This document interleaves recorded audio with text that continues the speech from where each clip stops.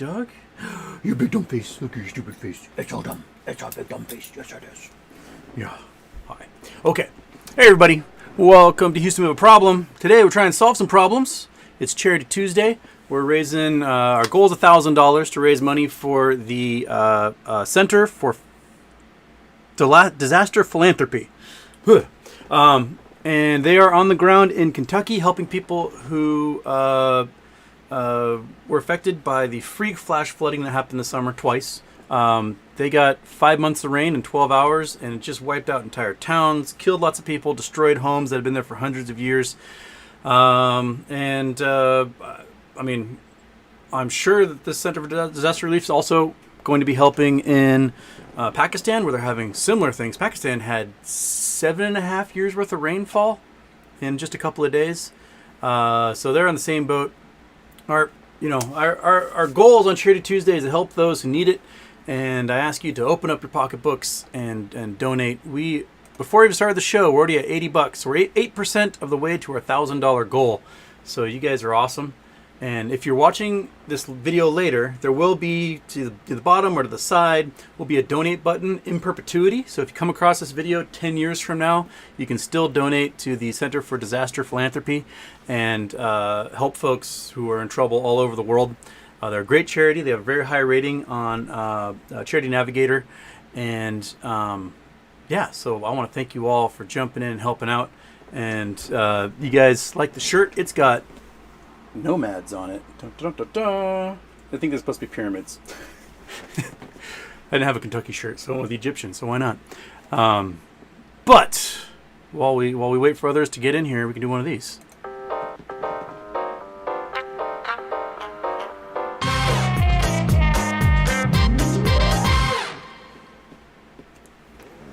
Okay, and intro off.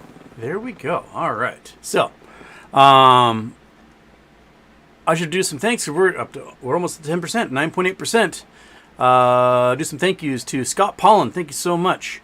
The Oat Milk Man, the most threatening name on the internet. Thank you for being the opposite of what your name is. Anonymous, thank you. Mrs. Kravitz, thank you so much.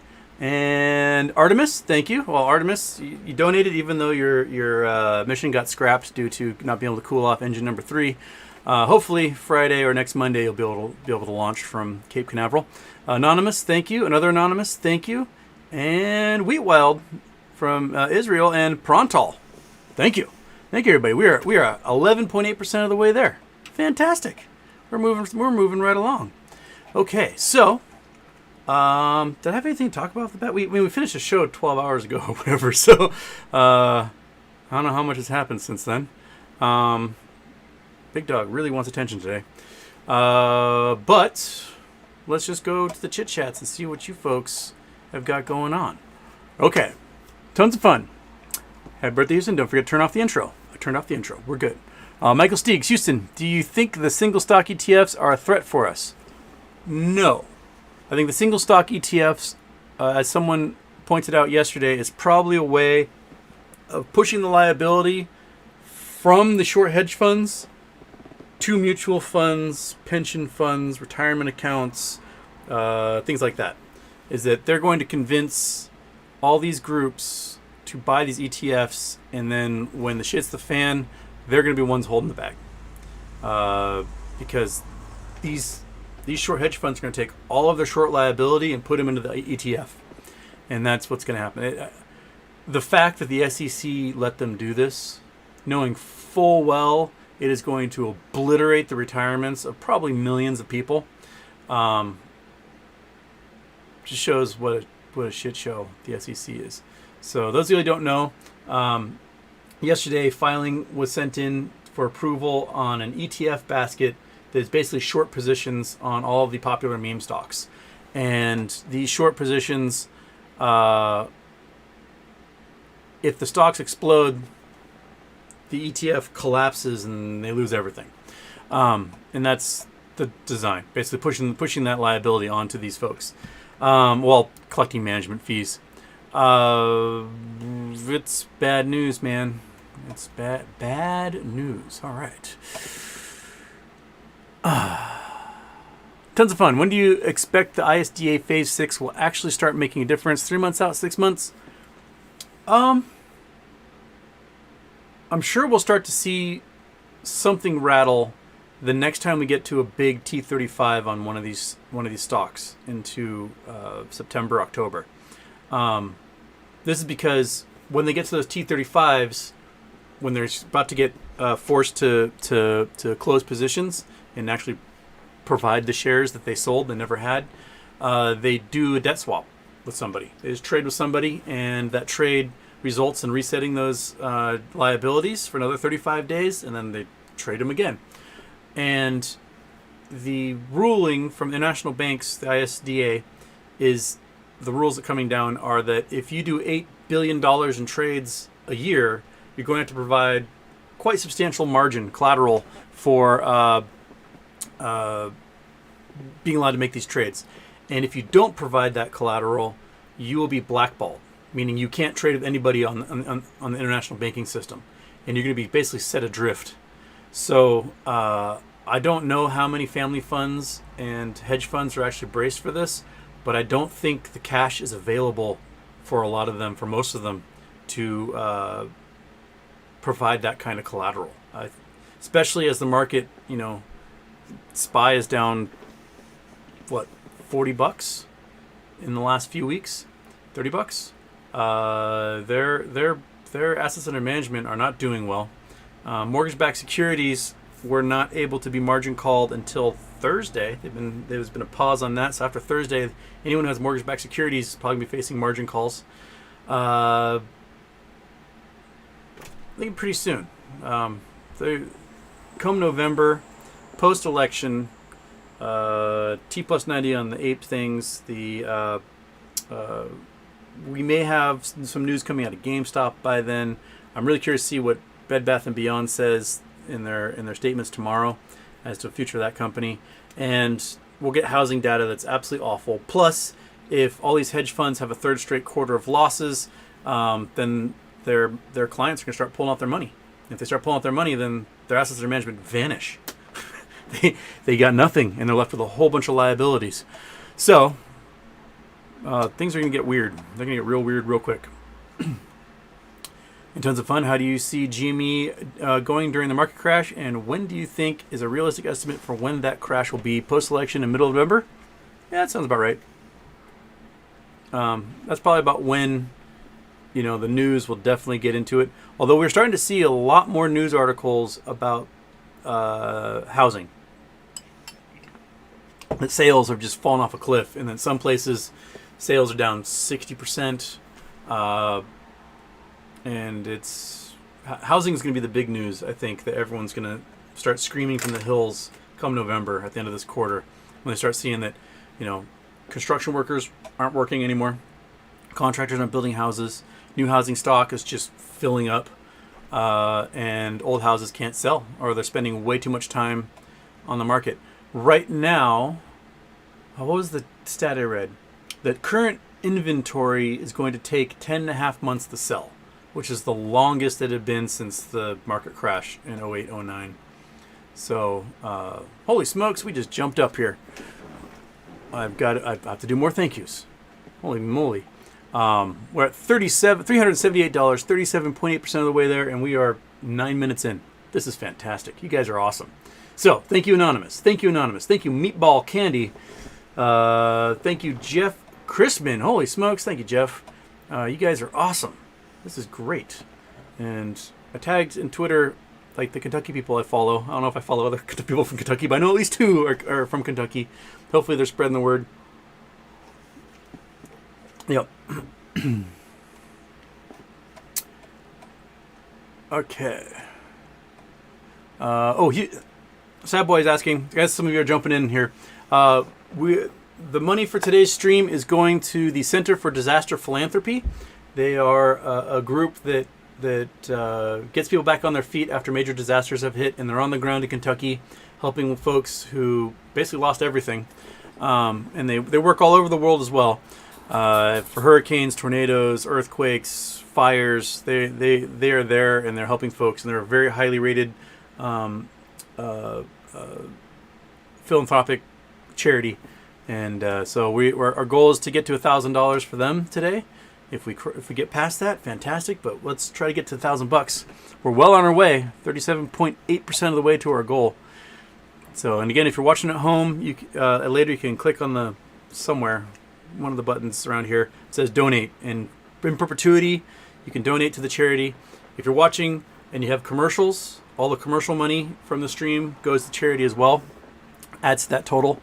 So the few thousand of you who watch it, tonight, tomorrow, whenever, you will be donating just by watching. A penny here, a penny there. So it's fantastic.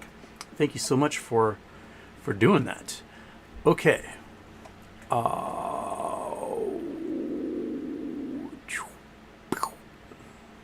Scott Paul on national disasters all over the planet. Vatican Bank recalling their money. Writing is on the wall, folks. Yeah, did we talk about it last show? The Vatican is demanding that all church assets be removed from every bank and institution around the world and put into the Vatican Bank, which tells me that there's a prime opportunity for an Italian job type heist film to steal in transit a whole bunch of Vatican loot. I'm waiting for the news headlines of a Vatican Brinks truck getting hit or something. But yeah, the Vatican has vast wealth.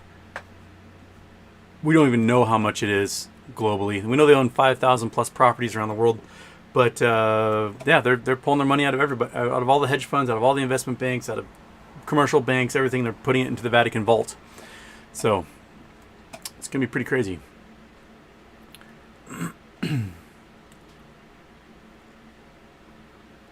Okay, William Morgan, occupy SEC if you want MOAS. All right.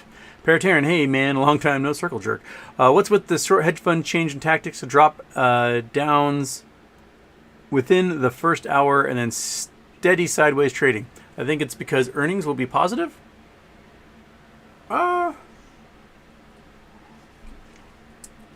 Honestly, I don't know. Payday comes up on Friday, so we'll see what kind of buyings happen on Friday. But right now, I think we're just kind of at a stalemate where folks don't have too much money to drive price. A lot of people got hosed by the Ryan Cohen sale of Bed Bath & Beyond, and I think we're just kind of in limbo, waiting for news tomorrow from Bed Bath & Beyond. Really. All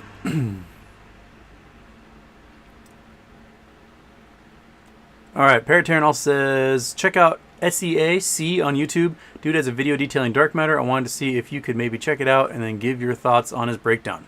I'll check it out. If he's pro dark matter, I will rip it to shreds. All right.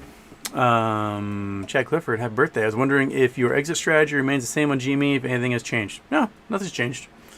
Ladder it. That's the way to go. At least my way to go.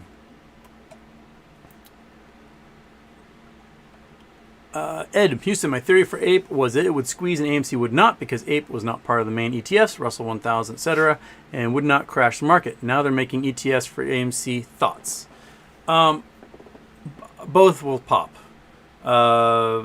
When Overstock issued their crypto dividend, it took about 3 months for all of the lenders to realize that the hedge funds were not going to pay them the dividend. And if you're short on the dividend and you're short on the stock, you owe both. And both squeeze. Both went whoop at exactly 90 days. So now if you're short on AMC, you're also short on APE.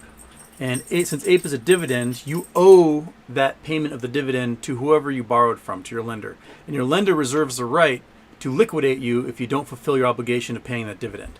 And so if they liquidate you, that means they're going to close positions. If they're going to close positions, it means they're going to sell all your stuff and they're going to buy AMC and APE with it to give themselves and to close out the transaction. So both prices will pop if that's the case. Rule 4313 of FINRA, something like that. What rule is it? FINRA 4314. Rule 4314. securities, loans, and borrowing. Go to nope, not that. I want to click that. I want to click. There we go. So 4314 securities, loans, and borrowing. Right to liquidate transactions. Each member that is a party to an agreement with another member providing for a loan and borrowing of securities shall have the right to liquidate such transaction whenever the other party to such transaction applies for or consents to, or subsequent of an application for or appointment of, or the taking of possession by a recoverer, custodian, trustee, liquidator itself of all substantial part of its property, admits in writing its inability or becomes generally unable to pay its debts, such as debts become due, makes general assignment for the benefit of its creditors, or files or has filed against it petition, title, and Title 11, Uses Code, application, protective order. Basically, the saying that if they can't pay their obligations and they're in default, then the mutual fund or bank or whoever lent them the shares can just liquidate them, and that's what they're facing. If you can't pay your debts, they're going to liquidate you. Oh.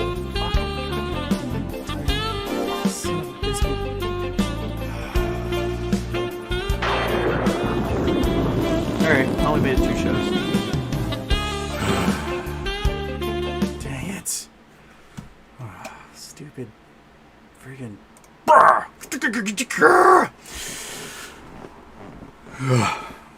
I made 2 shows. I made 2 whole shows.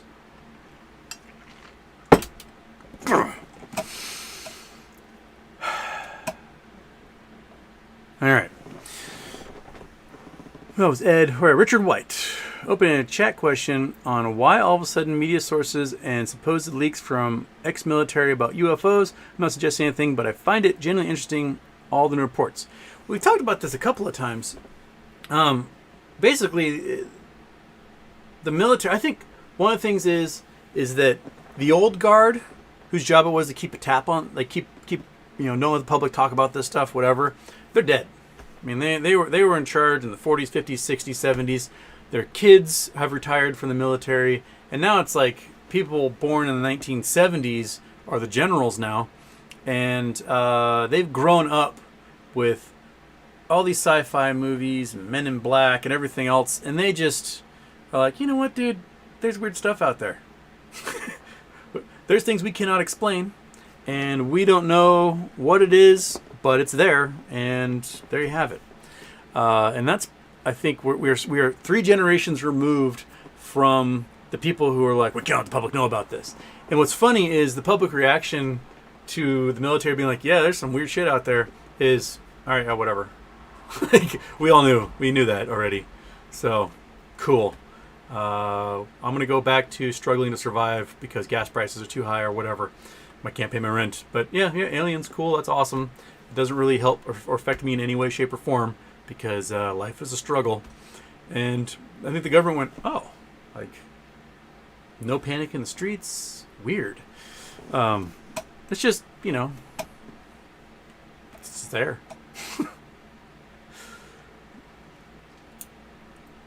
Okay. Yogi picked up an October call for Party City, looking to get back to $3. Shorted down hard during COVID, looking better with Halloween coming. Probably good. I mean, they've got plenty. They're going to have really cheap rent in a lot of places for this coming Halloween. So, yeah.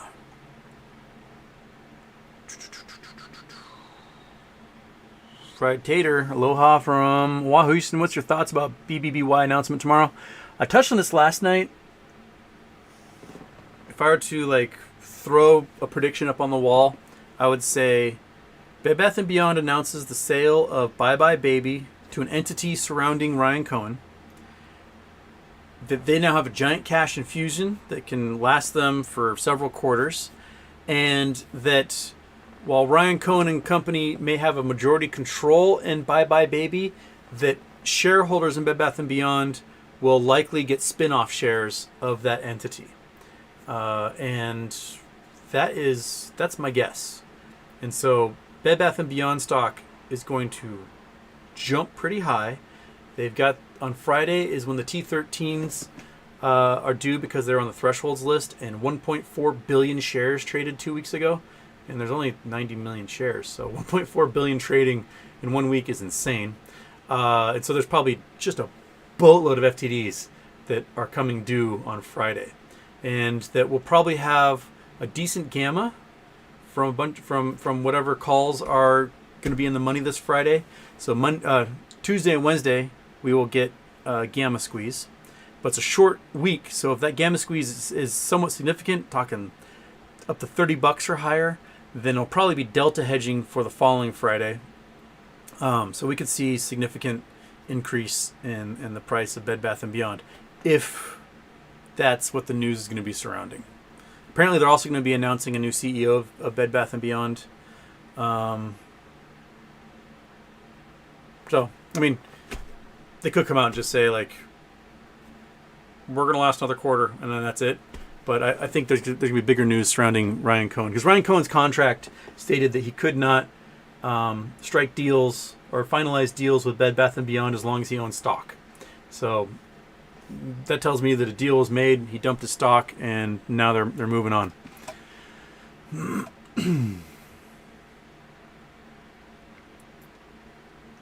Lost Waves, where can we listen to your old bands? Nowhere. We never really recorded anything. The one album that my best friend and I were recording got halted in the middle of recording it 20 years ago when he peeled the tendon off the back of his thumb playing Frisbee, and we couldn't record it anymore. I got partial recordings on like zip drives. I should see if I can hook them up to the computer, and maybe you guys can hear like 3 partial songs that we had done. I don't know. I'll have to find where those things are, actually, because I have no idea. Digital Mixer's collecting dust in the corner, but, well, hold on. I wonder where those zip drives are. I'll go looking. Okay. Houston, what are your thoughts on beans? They exist. Mexican beans, woohoo! British breakfast beans, why?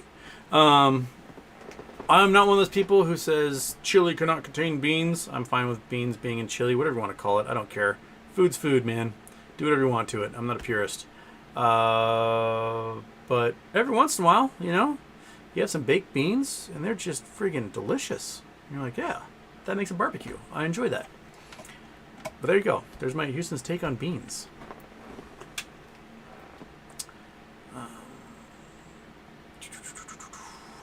JM Gill, Houston, hoping Biden pounces on the decriminalization talks on weed. Thoughts? Yeah, I think it's very likely that Congress will decriminalize marijuana sometime before the election, I think. It's pretty incredible that the change in tone of the public. I mean, when I graduated high school, you might have 20% of people being, yeah, we should legalize marijuana. And now it's probably 60%. What is the, let's see what the polling is.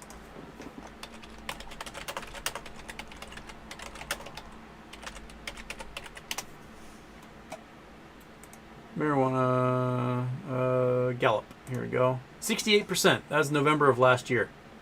So, my numbers actually weren't too far off. So 68% November of last year. When I graduated high school, it was about 27% were okay with legalizing. So it's grown significantly. So a majority of the population says legalize it, tax it, regulate it. There are some states that do better jobs than others. Oregon, they did not limit the number of ownerships of marijuana establishments. So basically, it's run by the cartels. There's a cartel. There's like three groups that run all of the marijuana distribution and sales in Oregon, and that's not good. Washington State did a better job in that basically only allowed to own one dispensary or grow operation or bakery or whatever, and that spreads it out and it keeps it from being an oligarchy, a monopoly on the products. And the Oregon cartel guys, apparently they basically went into like Humboldt to all the pot growers and said, give us your best strains. And the pot growers like, no man, it's proprietary. And they're like, give us your best strains. And they had to give them the best strains, and they would go to some grow operation in Eugene, and they would grow that stuff. And if a new strain popped up, they go and demand that you give it to them, or else. So that's some of the problems behind the Oregon system. Colorado seems to be kind of similar to Washington in that they limit, I think, to one entity is allowed to own one operation, and so on. But when federal regulations come in, I'm sure that it's going to be like Philip Morris or someone's going to dominate. It's just going to be, it's going to be the mess. But at least people won't be going to prison for it anymore. Okay, we're at 44.1% of our way to our goal. So I might as well do some more thank yous here for the folks who have donated. We got Anonymous, thank you. We've got Christopher Monastersky. Sorry, butchering names here. Thank you. Daphne, thank you. Batbones and Jest, thank you so much. We are cruising right along. We are 26 minutes into the show and 44% of the way to our goal. Raising money to help flood victims in eastern Kentucky who basically lost everything. These people in Kentucky, these are basically the poorest region in the entire United States. The folks, they basically have their home. It's been passed down through 6, 7, 8, 9 generations. That's the only wealth they have is a ancient home. And these homes don't largely have flood insurance because it has never flooded. And they can't afford it. And now their only asset has been completely wiped out by a deluge of rain that is definitely the result of climate change. I mean, we can look at around the world and we can see that Pakistan's having incredible flooding, while just across the mountains is the single largest heat wave ever recorded in human history. 70 plus days in Sichuan of temperatures of 104 degrees or higher as the daily highs, and the lows have not gotten below 94 degrees Fahrenheit. 34.9 degrees Celsius. That's crazy. So you're sitting between 94 and 104 degrees for 70 days straight. That is, if you don't have air conditioning, that will kill you. Your body never has the opportunity to cool off. You just cook. So, and then just across the mountains in Pakistan, you've got 7 years worth of rain has fallen. We've got an 1800-year drought happening in the American Southwest, and yet across the continent you have 5 months of rainfall in 12 hours in Kentucky. This heat and energy has to go somewhere, and it's baking certain regions and just dumping catastrophic amount of rain in other areas. And this is our future. We need to figure out how to help these folks, and do what we can to. I'm sure we're gonna have more of this. We're gonna have to do. And some of you folks who are watching, I wouldn't doubt in the next year you're faced with some cataclysmic event, and we're gonna have to reach out and do what we can to help you. So it's just gonna be passing that basket around, helping each other while we can, because that's the entire reason why we live in a society. Is we hope the others step up when we're down. So I want to thank you guys for jumping in and helping out and donating. These Charity Tuesdays are fantastic, and they're the best day of the entire month. Get to see what you're made of, and we get to help some awesome charity do fantastic work somewhere. So thank you for doing that and get in there. And yeah.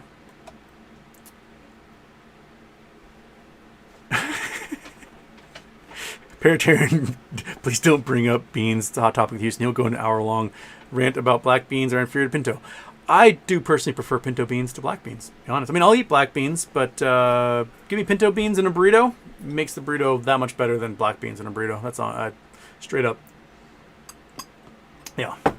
Black beans are just so dry. They're just so dry, aren't they, big dog? Yeah, they are. Yeah. Okay. All right. Homer's ghost, spare turns too late, wheels in motion.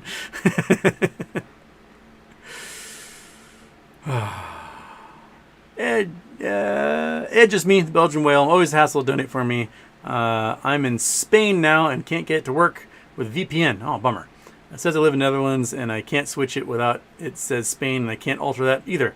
That's okay, man. Someone else donate for the Belgian whale who's currently in Spain. That's all right. I'm sure it's just roasting in Spain at the moment too. Okay. Crap, people. All right. Kellerus. Houston, as space is three-dimensional, why are the planets all on basically the same plane? Why do galaxies, solar system, moons form the same plane-like disk? Okay. All right. So, in every system, cloud, whatever, you've got essentially random motion going most directions. But if you add up all the vectors of every single solitary particle in that system, there will be a direction. I know, Big Dog, you don't want me to explain these things. There'll be a direction that the majority, or I'd say more of those particles happen to be traveling than all the others. So when you have a body that collapses, and you have like a gas cloud that collapses into a star, as it does so, angular momentum is conserved, and as it gets smaller and smaller and smaller, the rotational velocity speeds up. So you might have this giant gas cloud that is light years across, and technically it might mill about and do one rotation every 10,000 years. But as that gas cloud collapses, just like a ballerina or ice skater pulls their arms in when they're doing a spin and they go faster and faster and faster, you can do it if you're at home in a wheelie chair right now, which I'm going to probably hit this dog in the head. But you can spin your wheelie chair and pull your arms in, and as you pull your arms in, the chair will spin faster. So the particles, there just has to be just enough to make the majority of the cloud have a directional movement to result in the entire system spinning very fast on one plane. And as a result, there's centripetal force, and the disk spreads out from the center of mass, and that's where the planets form from, is in that accretion disk, the disk of dust that's in there. And so all your planets essentially go the same direction along the plane of the solar system. Galaxies are no different. There's a bigger version of that. So when the Big Bang happened, all the stuff went out into the universe, tumbling and crashing into each other and so on. As these galaxies collapsed into their own gravitational pull, they also had a general direction of rotation. And they had a disk spin out, and that's where you get your spiral galaxies looking like that. So that is why they all seem to form the same disk. They just spin like tops. There you go. Our galaxy rotates about once every 120 million years. So our star makes it one full loop about every 120 million years. And inside that, some stars are kind of going at an angle, others are going this, but generally it's within that plane. And they do get affected by local gravitational forces if they come close to another star system and whatnot. But overall, it's all going in one direction. Okay.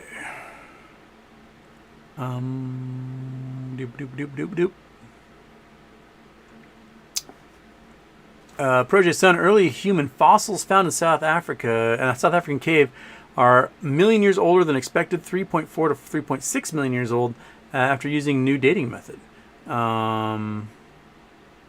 Cool. I haven't seen the news on that yet, but fantastic. So they're hominids, but not necessarily human.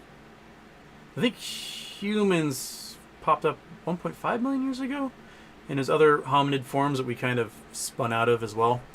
But yeah, right on. Sitting in caves, farting and telling jokes. That's what we do around the campfire 3.4 million years ago, and it's what we do today. Lemon, post-Mo asks, monkeypox, COVID, can we rent out a place and have a fancy Hawaiian shirt event for charity? Heck yeah. That sounds awesome. Go, I don't know, rent out the wave pool at Mandalay Bay and have a Hawaiian shirt party. Raise money for something awesome. I like that. I like that a lot. Sure, they're Cloud 9.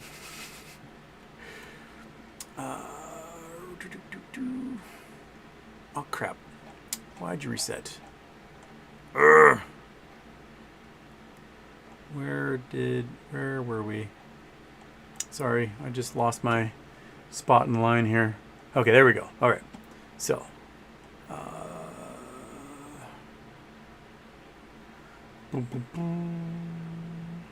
Sad Boy Incorporated, Houston, thoughts on doing a 24-hour stream when MOAS starts? Also maybe special MOAS intro? I have not thought about it. I don't know if I could ever do a 24-hour stream. I think the most I've been able to do is 3 hours before my voice just falls out of my face. I don't know if I could do 24 hours. Might be able, I don't know, maybe we could do something where team up with some other streamers and do it kind of like March Dimes and just pass the baton on to somebody else. I don't think I could physically, mentally, spiritually do 24 hours. I mean, right now, it is a roasting day. This office is really, really warm. And the only reason I'm doing a daytime show is to be able to get as many of you viewers as possible to donate to charity today. And I am cooking. I am very warm right now, and I'm probably going to be delirious in about an hour.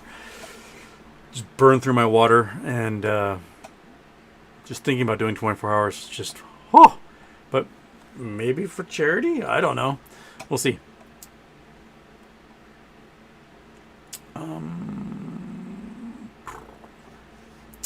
Chris R. Hey, Houston, I wonder which short hedge fund hired Pomerantz law firm to investigate Bed Bath & Beyond. Yeah, those guys are a bunch of chuds. they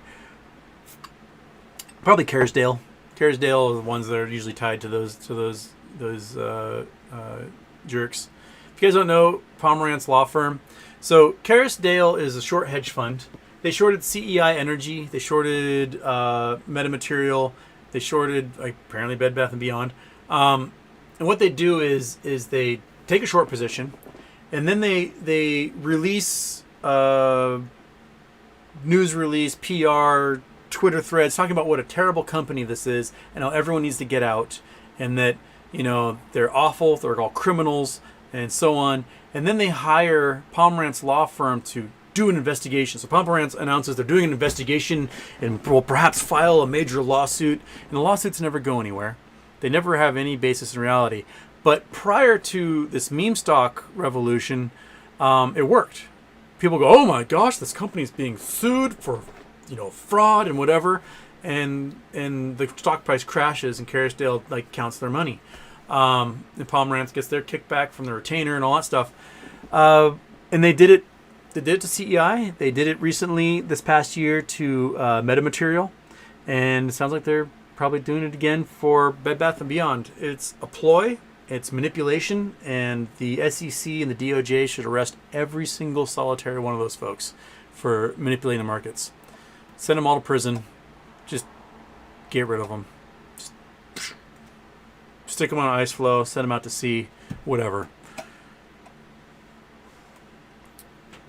Dan Margolot. Happy birthday, Houston. Has there been any news on No Labs? Most recently was just a couple weeks ago was their filing of S1.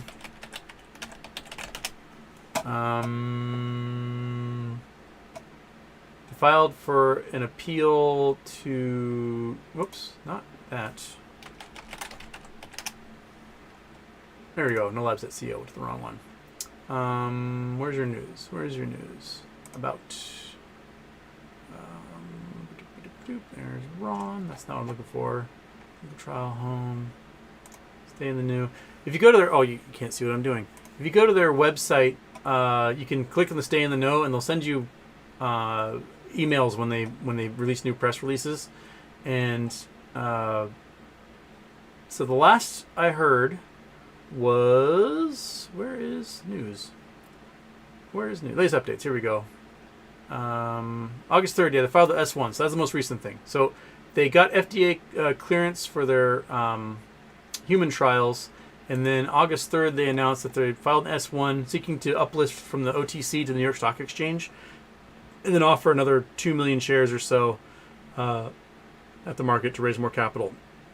This tells me that their human trials are going well, and that they expect to eventually have FDA approval, and then they can launch their device. They're the ones that are making the non-invasive glucose monitor, and they're pretty much ahead of everybody else that's in that department. There are other companies that are striving for it, but they're the only ones currently in human trials, and that is a step ahead of everybody. So that generally means if those human trials go well, that they'll be first to market. And so, nolabs.co is their website. And there you go. Okay.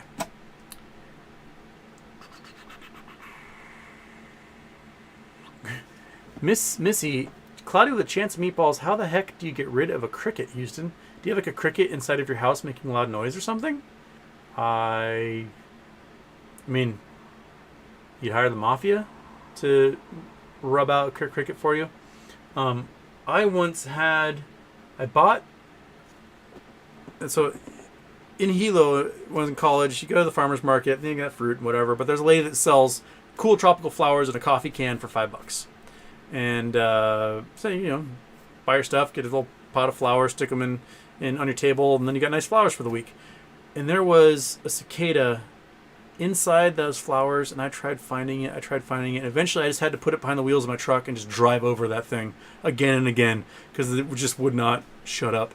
I don't know. Find out whatever it is and just destroy that object. I'm sure you'll get it. There's not financial advice, just life advice. Okay. We're at $476, 47.6% of the way there for our charity. I want to thank Space Monkey, Anonymous, K-Town Jim, and another Anonymous. Thank you. Almost halfway to our $1,000 goal, and we're only 40 minutes in. This is great. Let's get there. Let's get that $1,000 for those people in Kentucky who need it.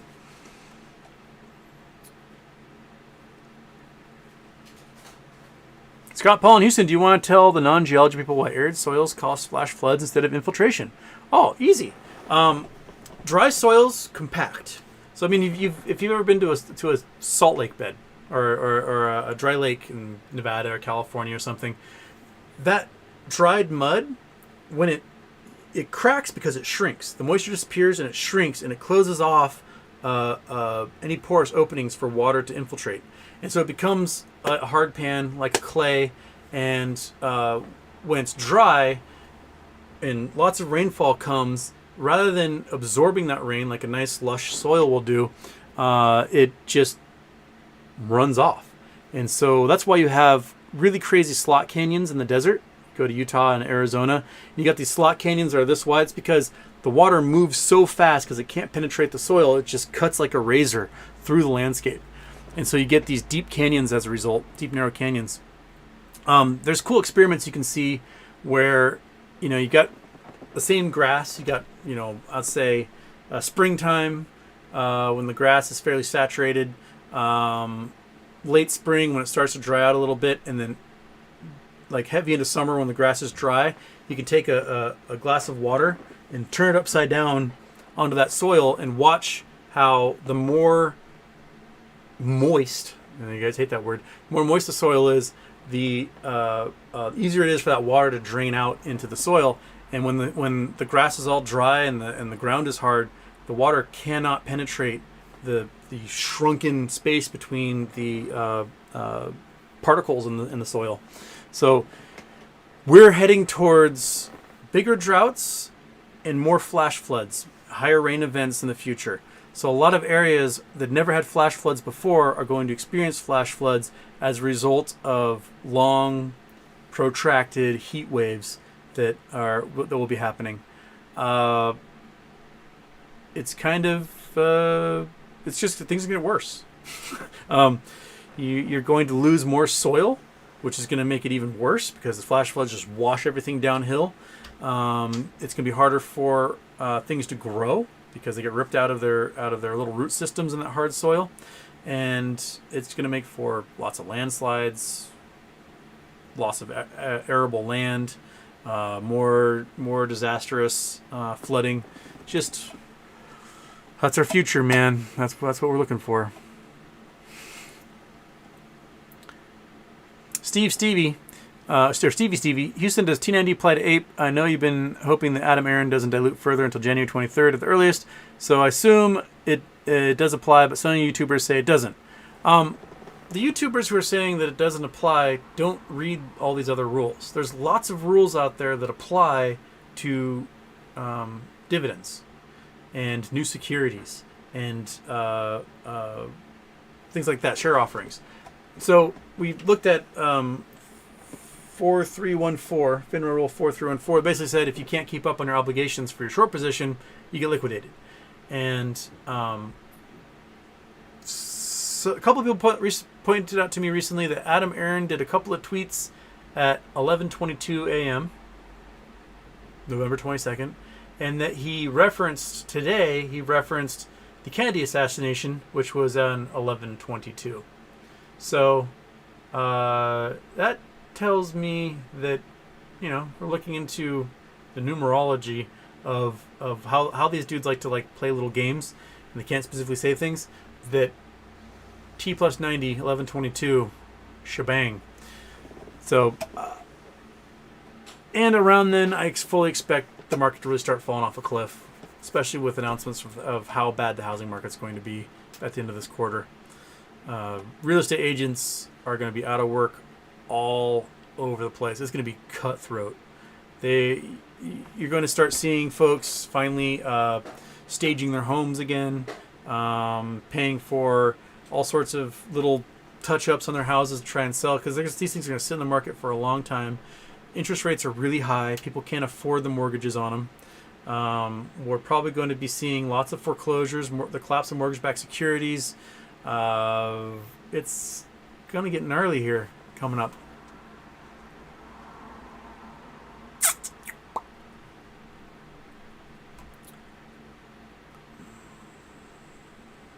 Peter Joy, careful saying anything about shorts, you may get cut off.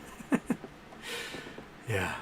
If you guys didn't see the other day, a lady was on CNBC talking about naked short selling, and they just cut her off, went to commercial. We have to go. Bye. And she just sat there like, huh?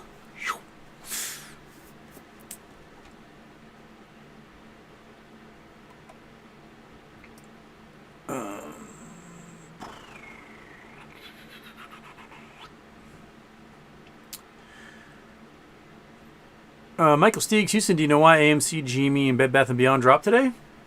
Probably because people sold short.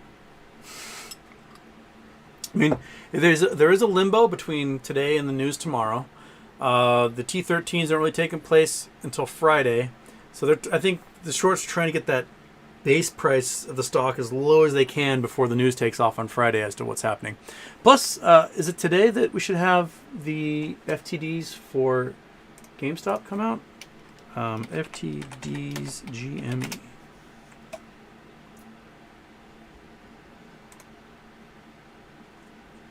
Okay, failure to deliver. We've got, oh boy. Oh, you guys can't see. Okay. So, failure to deliver,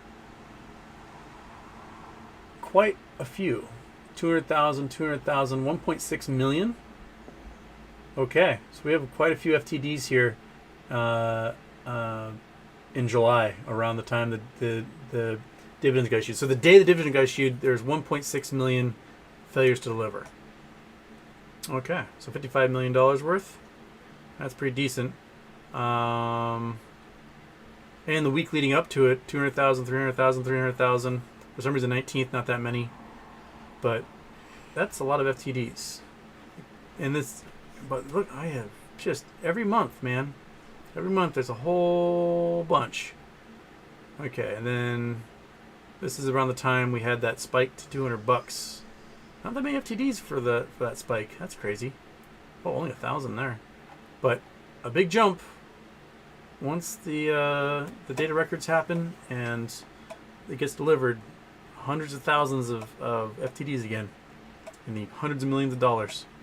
Okay, well there you go. All right, so that just came out today, I believe.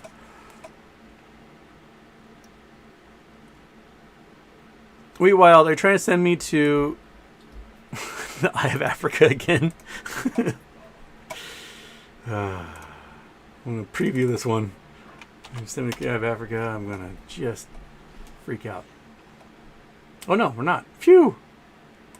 Universal transcript versus Mercator. Alright, it's a square. We're at a square in the ocean. Why is there a square in the ocean? What the heck? Where did that square go? Where'd you go? Ah, there you are. Okay. Zoom in. Oh, where? In. Ah, where'd you go? How do you... How big is this square? And why is there a square in the ocean? I'm inside the square. I'm going to go inside the ocean. Take me inside the ocean, my man. Google sells that ability, right? There we go. I'm inside the ocean. The square above me. The square around me. Wee Wild, you took me to the middle of the ocean. I don't know why I'm here. And, but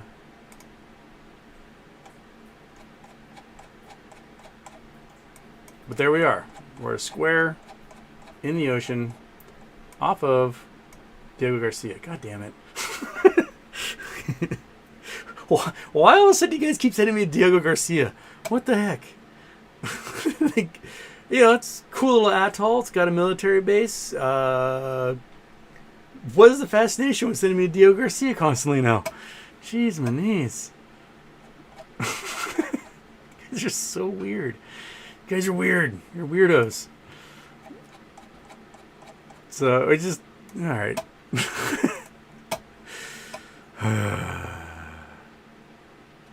Alright. Walt Chavaria, Houston, can you pull up the definition of slander? Good day to all of us. Why? How about no? You can look that up at home if you want. Okay.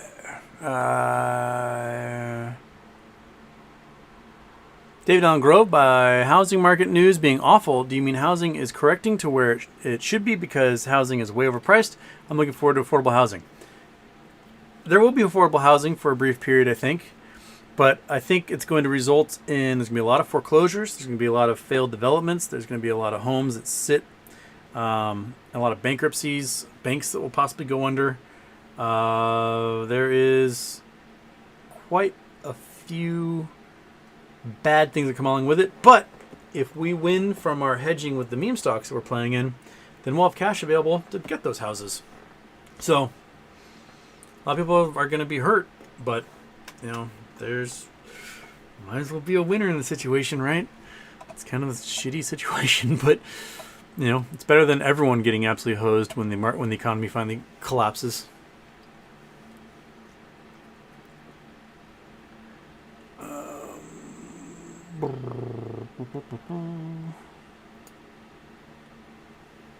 Hoshi Gaming, got any ideas on how to get a job in the computer science field? I have my degree, projects, and still can't get a call back. The pay is subpar to that isn't what I was promised. Man. I would look at networking jobs first. Not necessarily projects, but network technician, field tech, administrator, junior administrator, things like that first. Because they always need people run networks and to manage databases and things like that. So I'll look at that first. And once you have a job in the field, people want to steal you. That's the key. And if you have a friend who owns a business and you're out of work, and this is totally on the down low, if you have a friend that owns a business and you're out of work, ask them if you can list their company as being currently employed at their business. I totally did this for a friend once. I listed him as vice president of sales for my geology company because he was 2 years out of work. So I just made it for those 2 years. He was working for my company. He never worked for me. And he applied to a job, and they thought they were stealing him from my company, and he got the job. He'd been applying for work for 2 years. So just do that. You gotta be sneaky. If you have a friend who has a business, they have anything. Just say that you're their network administrator or website designer or, you know, tech manager or chief technology officer, something. And because people like to steal people from other jobs more than like to hire somebody who's unemployed. They're always like, well, why are they unemployed?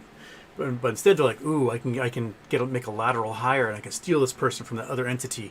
I don't have to worry about training or anything. Like, I'm just going to take them right in. So that's a trick you can use. Okay.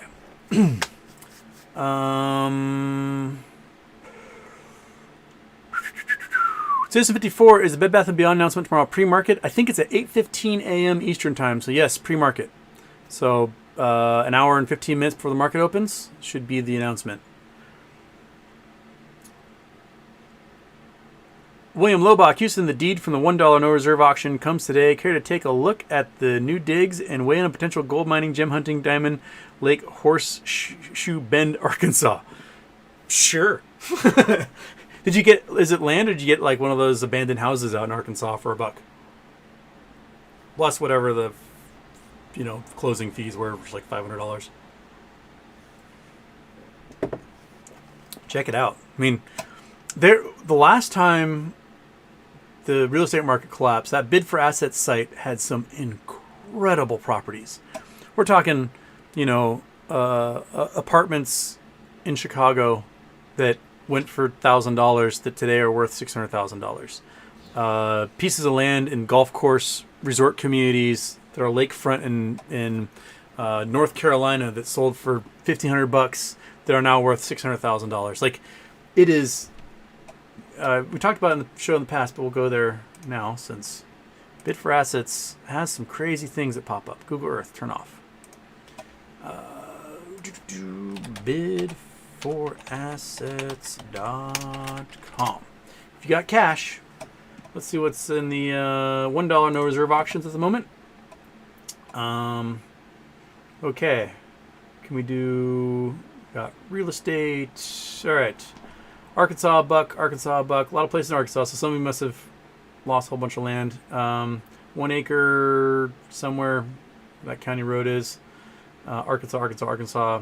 Downtown Lincoln, Nebraska. Got a house. It's currently $900. So if you want to live in Lincoln, Nebraska for $901.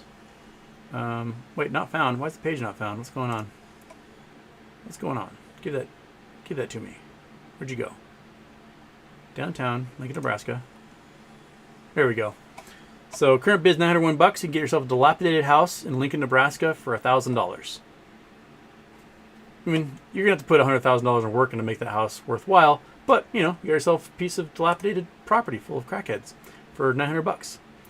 A lot of them will be like desert lots in the middle of nowhere. So you kind of ignore a lot of those. $1 lot in St. Louis. Got a home on almost 4/10 of an acre. It's got septic tanks and so on. I don't know where that is. For currently at $400. There's a lot of them, and as the economy gets worse, better homes start to pop up. So here's a place in Chicago, probably in an area that was like drive-by shootings and whatnot, but it's for $1. There you go. Looks like not too terrible. 9611 South Avenue Northeast, multifamily home. So it's probably a duplex or triplex. Currently $1 in the middle of what my guess is probably the ghetto. And but that's the house. It's got a pretty nice brownstone right there next to it. Looks like probably a triplex as well. Cool. You want to, it's got trees, so you at least got trees and shade. But for $1, bam, done. You can go move to Chicago and dodge bullets. So, there you have it. Bid for Assets is pretty cool. They also have the county tax sales in there. And the county tax sales, the minimum bids are usually whatever is owed in taxes. And you have to pay like that day. You can't get mortgages for it. It has to be cash. It has to be that day. Sometimes they'll require a significant deposit of maybe $5,000 to do those auctions. But, yeah. So, check them out. William, I'm excited to see what you bought in Arkansas. We picked up more material shares at 500 now. There you go.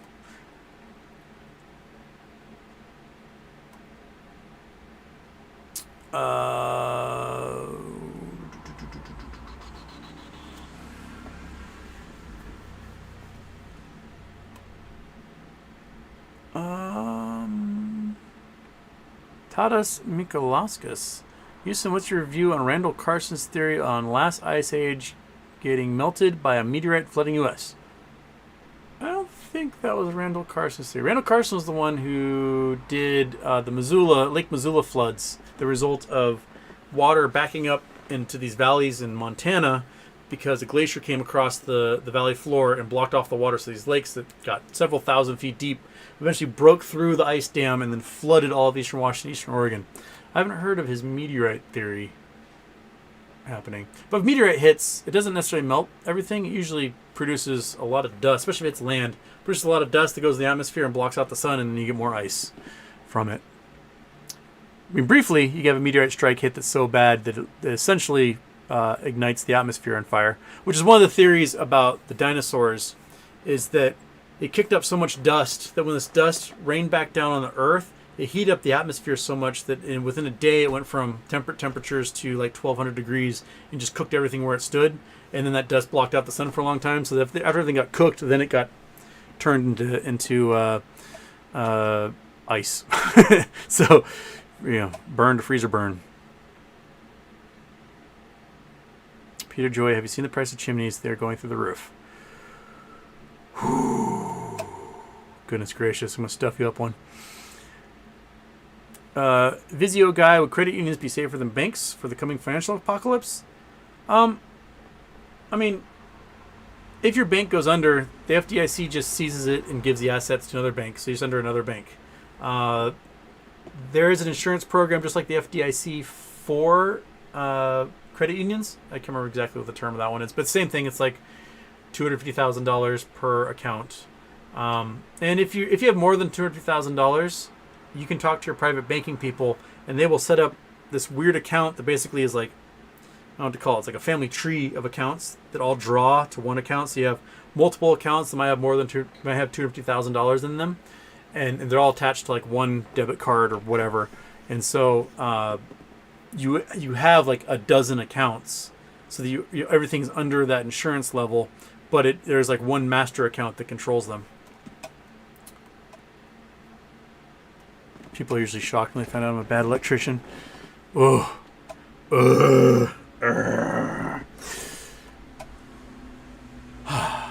Trey Spider, hey Houston, can you explain T plus 90? Trey Spider. We just did that. Ron Johnson, what are the best resources looking at flat earth theory? You guys are in here to troll today, man.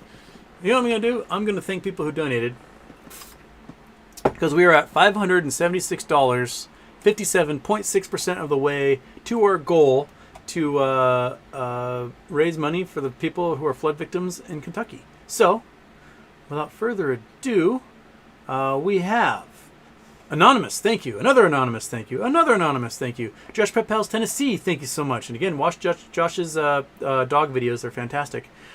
And we got Curious One. Thank you so much. We are more than half the way. We are 58% of the way to our goal with an hour left, at least in the show. I do have to help my sister move a futon. My back is feeling better, so I'm going to help her move a futon in a bit. But let's get to that $1,000. Come on, folks. We can do it. We can do it. I'm going to be delirious in an hour after I've like sweated out everything, and this room is 130 degrees. And we're going to need it, man. We're going to need it. Okay.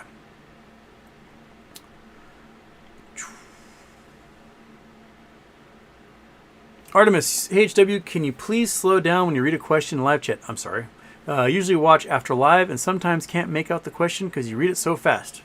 Noted. I will try to read slower. I get excited and I read fast. And it reminds me, I went to a convention once and I was talking to this lady, and she was from Carson City, Nevada. And I'm chit-chatting, and she goes, whoa, whoa, whoa, whoa. I can't even think that fast. It's like, okay, time to pump the brakes on this conversation and slow it down. I'm a fast talker. And there's the double intro celebrations.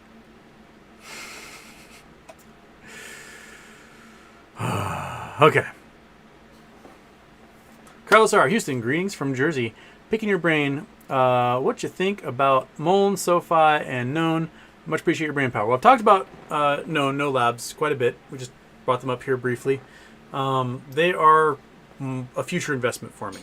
They are, if they get FDA approval, they're a $100 billion company, and I'm in the ground floor. I like that. Mullen, I don't see Mullen going anywhere. If car companies like Honda have to throttle back production by 40% because they can't get parts for their cars, a startup electric car maker like Mullen, which has no production facilities and no cash on hand, will not survive. If they can't get window wiper motors or semiconductors or anything like that, they don't stand a chance. They do have some proprietary technology they can lease to other car companies, and that might hold them over for a while, but they're hemorrhaging cash otherwise. And and SoFi, I don't know how SoFi is going to come out of the student loan forgiveness thing, if they're going to come out on top or if it's going to hurt them. But they have built students for a lot of money. Their CEO is making $100 and something million a year in bonuses. They're flying all their employees to Hawaii every once in a while. Like, they have a lot of money and they show it off. And if there is an end to student loans at some point, then they're coming down. That'd be my thought.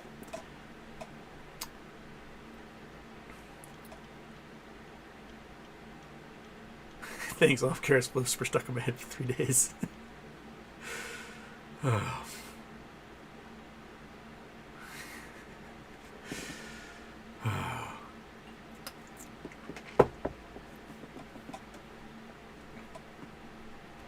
right, Ron Johnson's got some coordinates for me. Let's do some charity coordinates here. Looks like we are in 103 degrees west. What's that? Idaho, Wyoming? Let's see here. Bring the Google Earth back up. Bam. Rotate that Earth. Take me to Black Hills? I'm in South Dakota? Where's the mine? Looks like. Oh, it's Crazy Horse Memorial. That's what it is. Hey, South Dakota. Yeah, Crazy Horse is awesome. If you guys haven't been to Crazy Horse, I suggest you go. It's been a work in progress for a long time. Let's see, we got any spots I can drop off. We can drop off on Crazy Horse itself. That's cool. See the monument up close? That did not show me at all. He's at ground level. Oh, come on. Give me my little dude. Yeah. I want to go right there. Why don't you show me? Okay. We can go back a little bit to the visitor center. How about that? This visitor center here? Okay. And we can look at Crazy Horse from a ways away. Bam.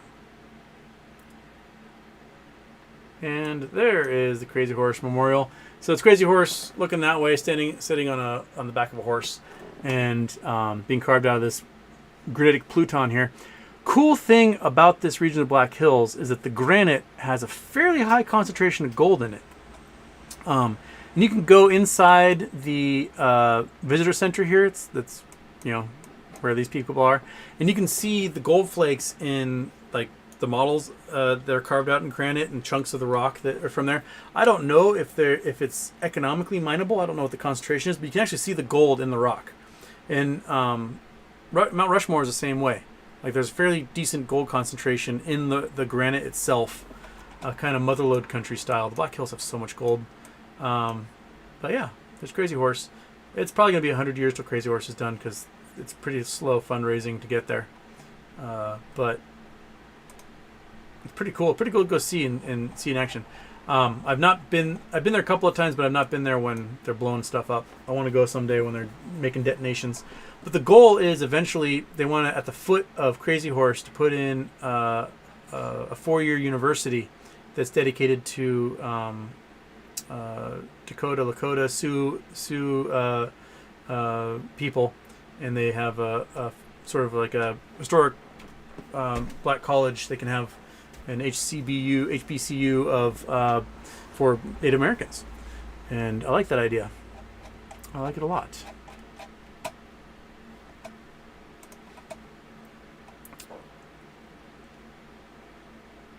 Stevie Houston, your nighttime theme is Careless Whisper. It is Careless Whisper with some farts added. So as to avoid getting docked for copyright infringement, it's a remix. That's what it is. Just be sure to sell your pumpkin futures before November 1st. Whoa! We jumped. We're at $715. Holy smokes. I wasn't paying attention. We just flew all of a sudden. Okay, so 71.5% of the way there. SJ, thank you. Granny Bags. Granny Bags saved my bacon last time. I was like about to heat stroke out in here. And just last minute was like, fine, here you go. Go take a cold shower. Steve Gaghagen, Lazy Bones and Bone. We got Lazy Bones and Bones both donated. Want to donated. Thank you so much, everybody. Man, we're getting there. $715. We are so close. 71% of our way to goal. We have $285 to go to meet our $1,000 goal, raising money to helping folks who have been affected by the flash floods in eastern Kentucky via the Center for Disaster Philanthropy. It's a pretty good charitable organization. And you can donate now, donate later, but let's get to that $1,000 goal if we can. Okay. Miss Missy, BBBY pre or post market tomorrow. Pre-market at 8:15 a.m. I believe. BBBY August 31st. Let's see.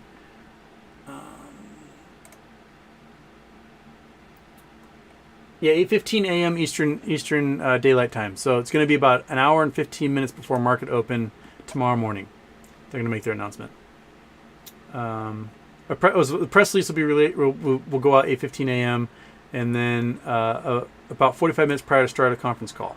Okay. So the press releases go out at 7:30 a.m. Eastern Time. And then the call's at 8:15 a.m. Eastern Time. So early, very early. I might still be awake by then. I'm a night owl. So we'll see. All right, let's go. Cool. And then roll over and go back to sleep. But yes. Oh, I didn't have my scene on. You guys can't see what I'm looking at. There we go. Here we go. This is the Bed Bath & Beyond announcement. Let's put that into the chat. Control V. So the press release goes out at 7:30 a.m. The conference call is at 8:15 a.m. Eastern Time. There you go. All right.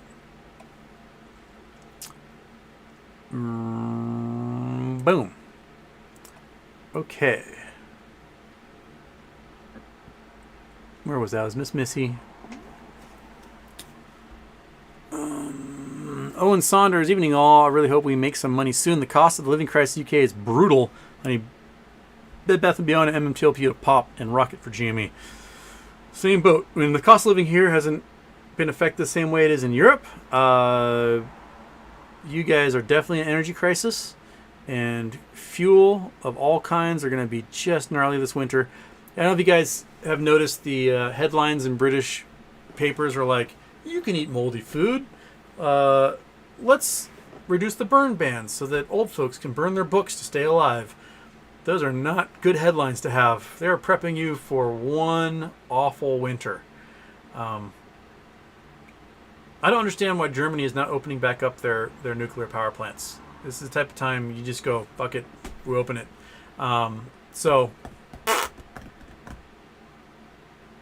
they really should. They really need to. They've been relying too much on natural gas and not enough on their clean nuclear power plants to do that.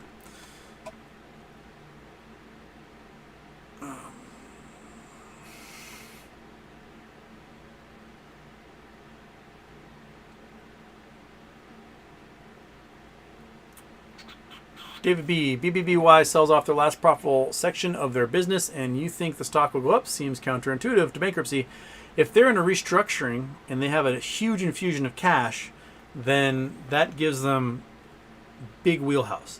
And if that profitable company spins off as a dividend for all their shareholders, then, Ryan Cohen basically said that BBBY Baby is worth more as a standalone than all of Bed Bath & Beyond. Because it has double-digit growth. It's already doing $1.2 billion a year in sales. And so, if that also allows Bed Bath & Beyond to have a decent ownership as some sort of attached subsidiary or Bed Bath & Beyond Holdings or whatever, then it's good news. It's very good news. Because then you treat Bed Bath & Beyond or BBBY Baby as a startup at that point. Bed Bath & Beyond gets an infusion of, $1 billion in cash. And that's enough for probably a year's worth of staying alive and getting their paying vendors and things like that. And then, they restructure. They close stores that don't work. They move to an online presence, kind of GameStop style. They do deals with Amazon or Overstock or whatever, and they can start making money. Dark Lactation, I got a YouTube ad of Bed Bath & Beyond liquidating clearance sale.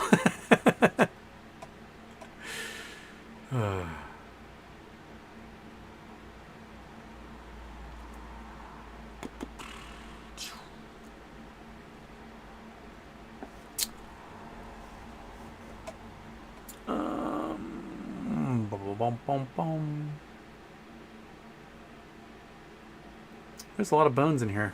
A lot of bones. A lot of bones in the show today. Stream heat in Szechuan seemed like a stir fry. It's spicy. Szechuan is definitely some spicy air right now.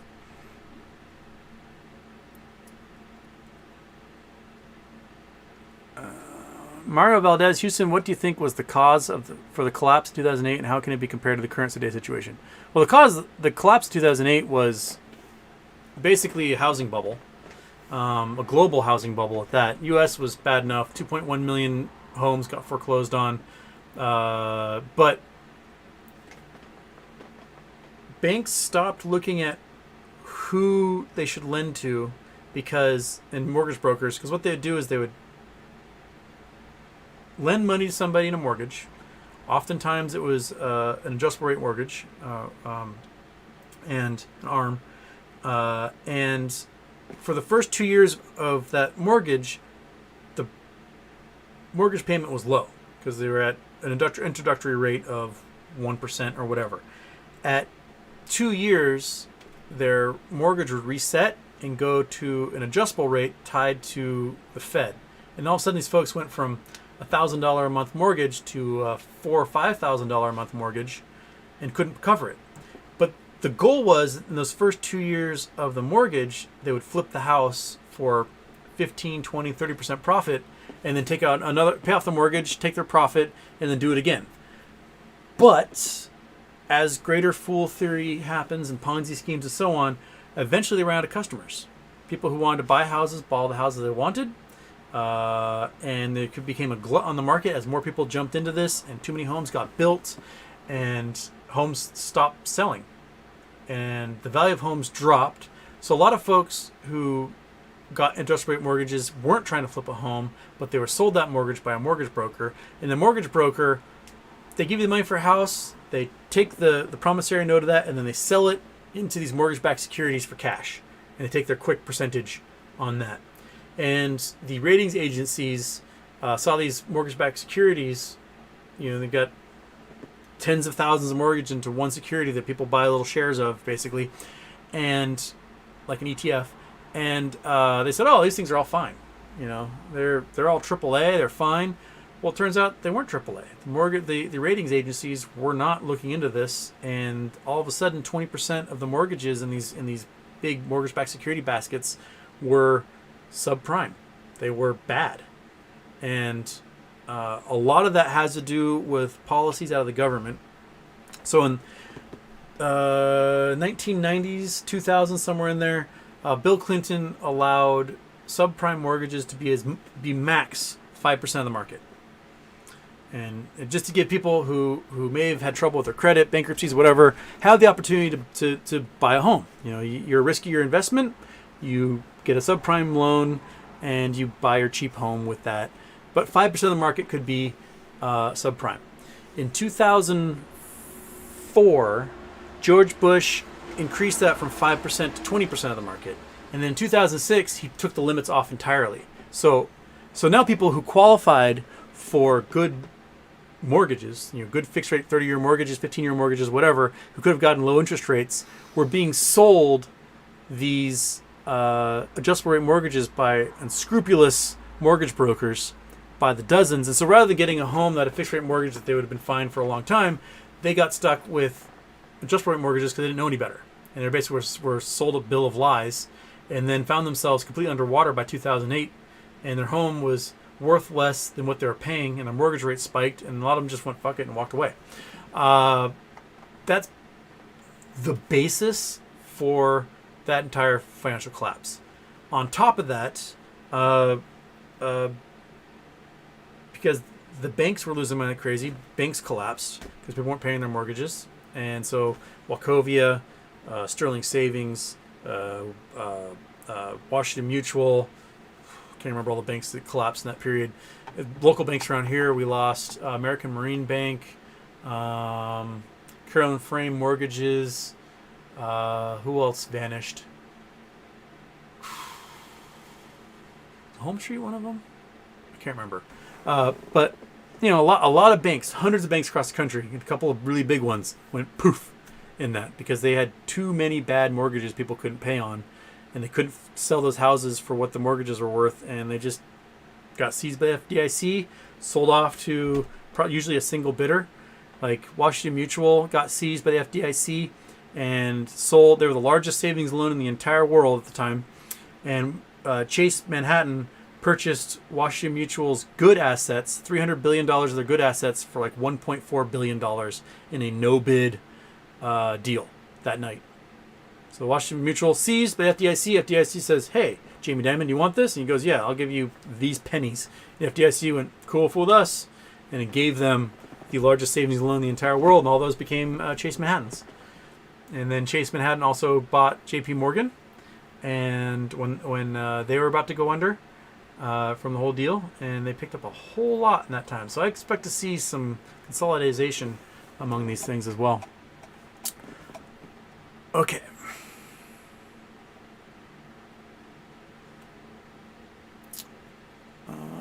Password AMC GME. What does the Farmer's Almanac read? Don't it show weather 100 years ago documented? They do, and they also do general climate predictions for regions. Sometimes pretty accurate, sometimes not. I don't think I have.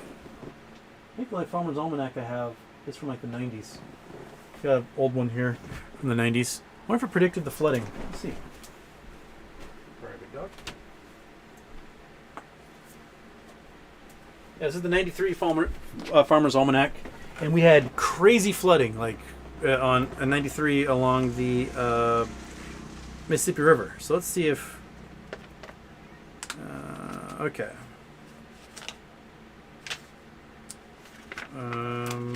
Let's see here. Let's find out what they said about. All right, Consumer's Guide. Where's the weather predictions? Weather predictions. Weather predictions. Weather predictions. Tables, charts, forecasts. Okay. Weather. Forecast methods. General U.S. forecast. Maps of region. 129.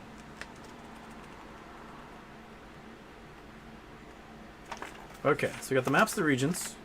So Iowa is where the majority of that flooding was. That's region 11.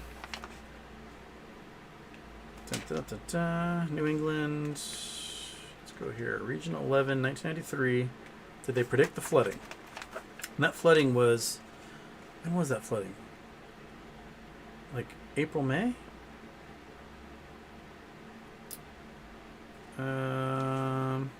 April through June will be quite cold with below normal precipitation, except in the northeast. April through early May should see cold, wet periods alternating with mild, dry spells, below normal precipitation. Normal conditions will then prevail, except subnormal precipitation in the southwest. Nope, they were wrong. So the once-in-a-century flood that hit Iowa, Missouri, Nebraska, they did not predict it. So there you go. Farmer's Almanac, not correct in their weather predictions. Pinto beans are made with more love. Oh no, we got a bean fight going on now.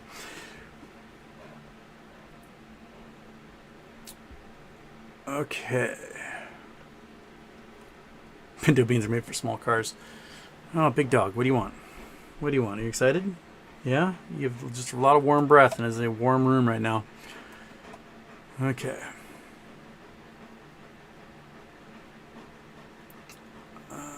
Sad Boy Incorporated, what if we made an inland sea in the Saharan desert? We had one. It was called Lake Chad, and it's basically dried up. Lake Chad was huge. And now, not so huge anymore. Let's head over to Lake Chad. Oops, you guys can't see it because I did not turn on Google Earth. There we go. Let's head over to Lake Chad. Alright, orient ourselves north-south. There's Chad. And there's Lake Chad. So Lake Chad used to be all of this. This used to be all Lake Chad. And now Lake Chad is this little guy right there. It is basically gone. The desert dunes are taking over. And the desertification of Lake Chad has done it. And we've got 4 countries that border what was Lake Chad and was the water source for many communities that surrounded it. And now the only viable communities are along this one river that drains into it and these towns that used to border it. And that's pretty much it. Like these towns out here, there's nothing there anymore. Like this town, largely abandoned. Used to be a very thriving city. Not much water anymore. Where's the other one? Tuti. Here we go. This place here used to be a thriving town. Not much water there anymore. Fairly abandoned. This place is dried up in a hurry. So we used to have tens of thousands of square miles of water, and it's just gone. So it used to be a very large one of those in Sahara. Gone. It's a bummer, man. It's a real bummer.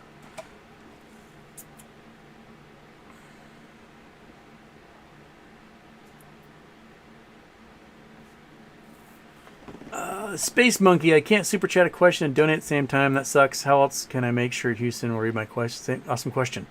Well, put it in there and I'll read it.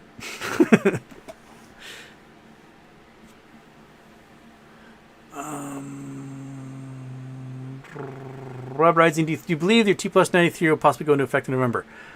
The other plays where dividends have been given out and they haven't been covered by the shorts has been like 90 days from that date.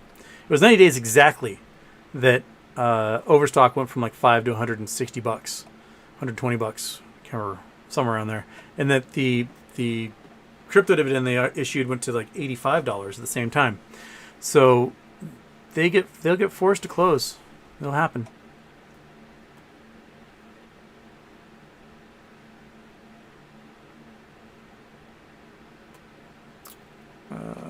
They need to just reset. We're at $740. We're getting there. We got thank you, Space Monkey. Thank you. Thank you. Want to? I think I said thank you. Want to? And thank you, Quinn. Sweet. We've got $260 to go to reach our $1,000 goal for the Center for Disaster Philanthropy and their work that's happening in Eastern Kentucky where there's lots of flood victims because our weather patterns are getting just awful. And I am so far behind in the chat. Oh my goodness, I am so far behind. All right. Where am I? That's Farmer's Almanac 1. Scrolling down. Space Monkey. Okay. Calls us people are spinning in their chairs right now. Hope you guys were. Hope you're all spinning in your chairs at home. Big dog, your breath is so warm.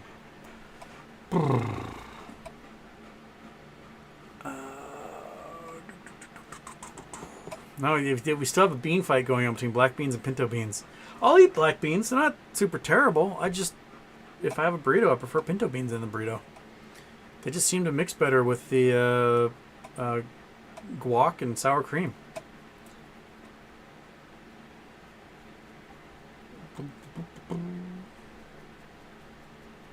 Big Dog is overly concerned things aren't being explained in excruciating detail at all times.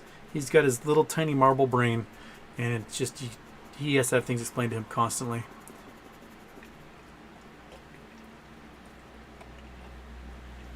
Joshua Jamie, have you funged the unfungible yet? I did, and then the NFT market collapsed. So my funging didn't help me in any way, shape, or form. Oh well.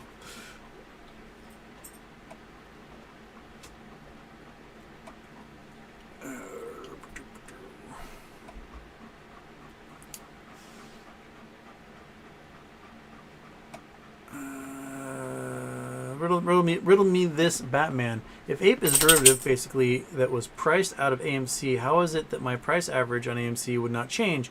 Ape shows 0 as an average, and now looks like 100% profit. People have asked their brokers this, and the broker's like, oh, we're going to fix that. But a lot of them haven't. Some do have a cost basis of like $10 in their brokerage accounts. Others have 0.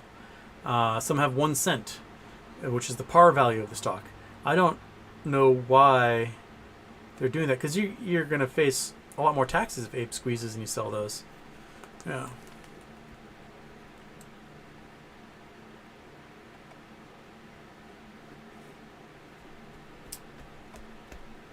BTW brand space, check the unrealized gains report on your broker. You will find the actual tax status for your ape. Oh, thank you, BTW. Yeah.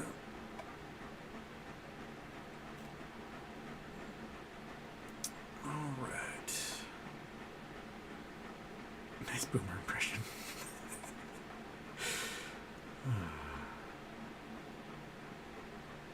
Rob Murphy should put in a whole attic fan. They're cheap, under $100. You won't believe the difference.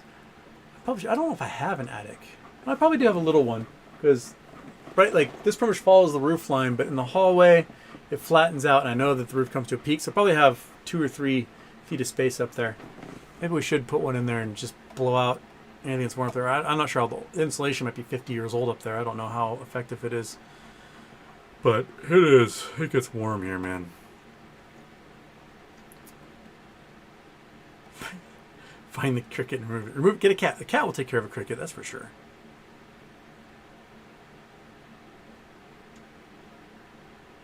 BTB brand, human trials for non-invasive device. Explain why that's a thing.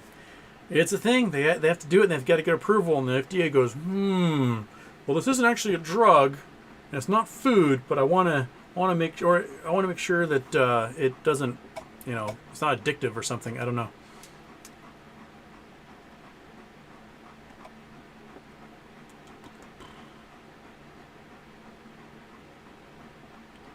Stephen Lewis, Houston, not sure if you've watched it before, but highly recommend Nat Geo's Apollo Missions to the Moon. Fantastic documentary. Okay. There was that great one that Tom Hanks did from Earth to the Moon that he produced and narrated. That was pretty good also.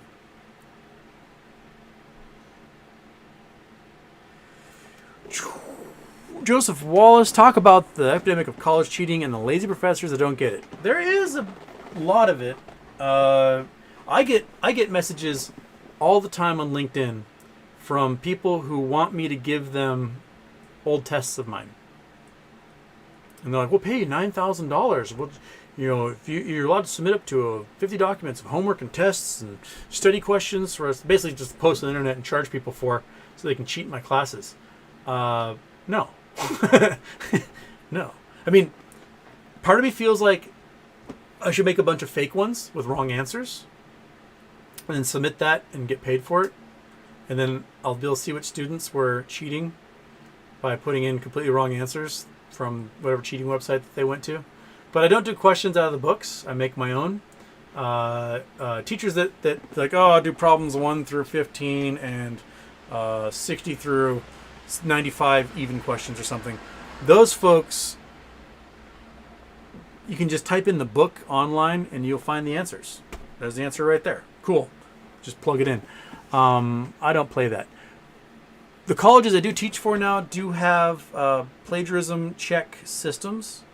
And the online schools I've done, you have to run everything through a plagiarism check before you're allowed to submit. And if you get caught, they just kick you out. There's a problem though. They do have a problem with self-plagiarism. So like my master's thesis for my space studies degree came out. I took Introduction to Space Law, and I came up with this idea for a thesis, and like the paper I wrote for my space law class was 3 pages, and then I expanded that and turned it into an 88-page thesis, and I basically kept the introduction. Basically, was that 3-page paper, and when I submitted it, they're like, "You self-plagiarized. We can't give you your master's degree." I'm like, dude, I didn't publish my 3-page paper for this one class anywhere. It's not self-plagiarism. There's 85 more pages of new material. This is just the introduction. Like, I can't, if I ever have an idea prior to doing a dissertation or a thesis, I can't use it because I wrote a paragraph about it in another class. No, fuck that. That's stupid.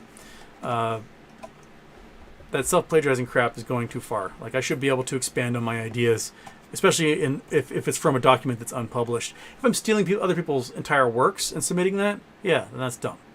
But I shouldn't be punished for expanding on an idea I had from taking your class.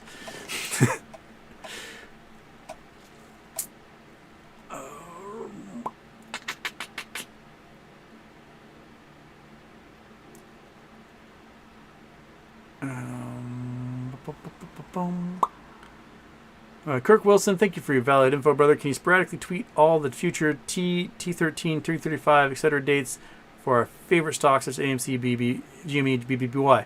Yeah, I rely on DVS to do that for me. He's probably at work in Australia right now. He'll catch this show later. But if you check the comments later, DVS will totally post dates for those. He pays attention to that stuff, and I just kind of rely on him to do it for me. That's how I cheat, is I have DVS do my homework on that for me.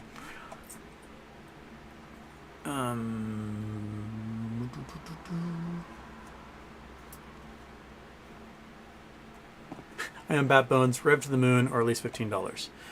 Yeah. Dan Margo, I'll donate if it includes 2 tickets to the gun show. Oh, baby. Gun show is here. Except I haven't been to the gym in a week because I threw my back out. So hopefully I'll get to the gym tonight. Yeah. I got to lift that futon. If my back survives lifting the futon, then I'm going to try going to the gym.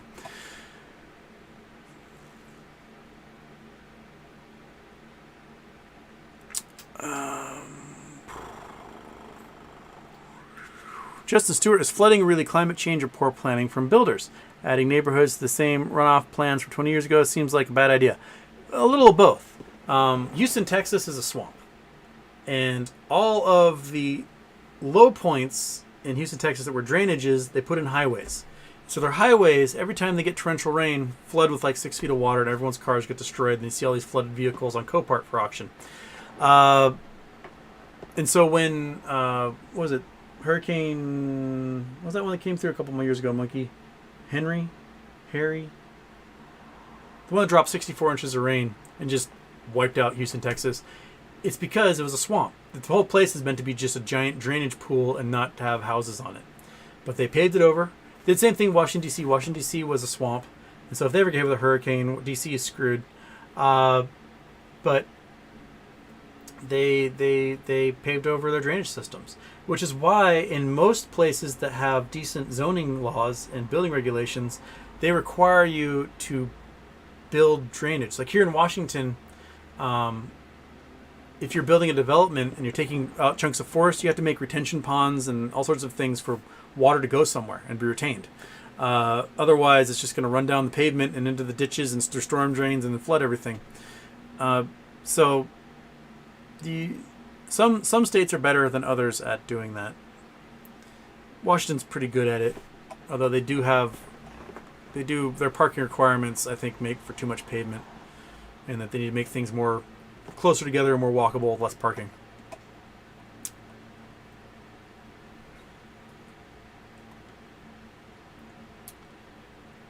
ApeNut69, can you please talk to AMC Bigums? I am. I'm waiting for him to write me back. He said, yeah, it's all come on your show, and then I've heard nothing. So maybe I'll send him another like, hey, update, and you come on.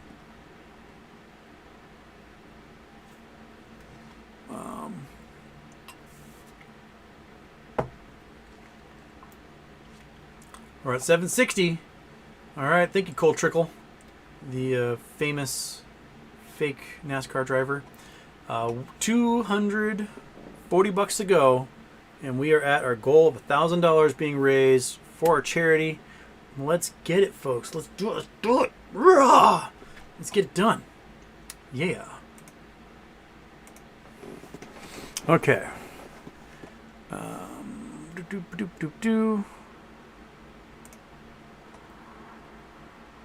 What? No, click. Do your thing. Okay. John Castro, Bed Bath & Beyond is creeping up after hours, up 2.3%. Good news. I bet pre-market, depending on what the documentation is at 7:30 that they release, we might see a little spike. We might see a spike, or we might see shorts just try to hammer it down as much as they can if they've got anything left in the tank to do that. Oh, you need to reset. You silly resetting piece of garbage.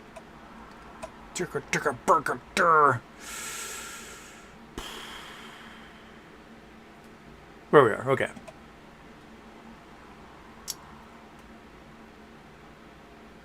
Daniel Motes, Houston just joined, so I may have missed, but what's a better buy at the moment? Bed Bath & Beyond or Revlon? I have a couple of Revlon calls that are leaps for January, just kind of sitting there. But all of my current calls are for Bed Bath & Beyond. So I think Bed Bath & Beyond is going to have a wild next 7 or 8 days. And I just need that sucker to get above 30 bucks, get my money back. And if it goes higher than that, then I make pretty decent profit. And then I'll probably get Bed Bath & Beyond puts, write it back down, because they will crash it down again once they're done with their buying. And then use that extra gains to hopefully dump into Revlon if they haven't spiked by then. But I think Revlon is, there's only 5 million shares in the float. It's got a pretty big options chain. That any week Revlon closes at $11 or more, pretty much 90% of the float or more is in the money. So I think if they had closed on the 19th at $11 or higher, 100% of the float would have been in the money. So if, say, September, when they get to the monthlies in September was that 16th? September 20th? I can't remember which day that is. If Revlon's at $11, more than 100% of the float will be in the money, and it will be on like Donkey Kong.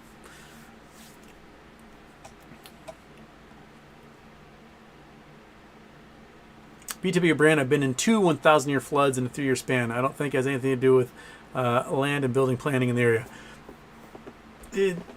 Flooding is becoming much more rampant, man. It is definitely...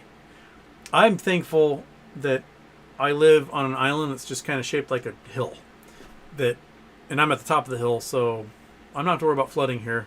I got a stream that's in the back 40 that some days it's not a big gully, and it's spring fed mostly, so it gets a little filled when rainwater happens in the wintertime, but I don't have to worry about flooding where I am.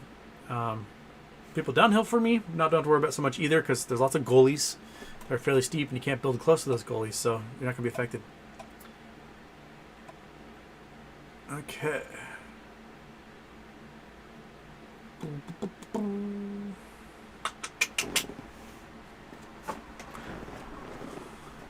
Tadas Mikalakis, YouTube does not let donations through. Some folks, depending on where your IP address is, you can have a hard time trying to donate, which is a bummer. I don't know how to rectify that or who to complain to with. I think if you're using a VPN, you might not be able to do it. That's what Just Me was having problem. He's supposed to be in Belgium, but he is currently in Spain, and they just don't like that. Kevin Moyer, Earth is flat. Hopefully you'll understand that someday. I'm going to show you some more round Earth here. Round Earth. Bam, bam, bam. Shaboom, shabang, shabing.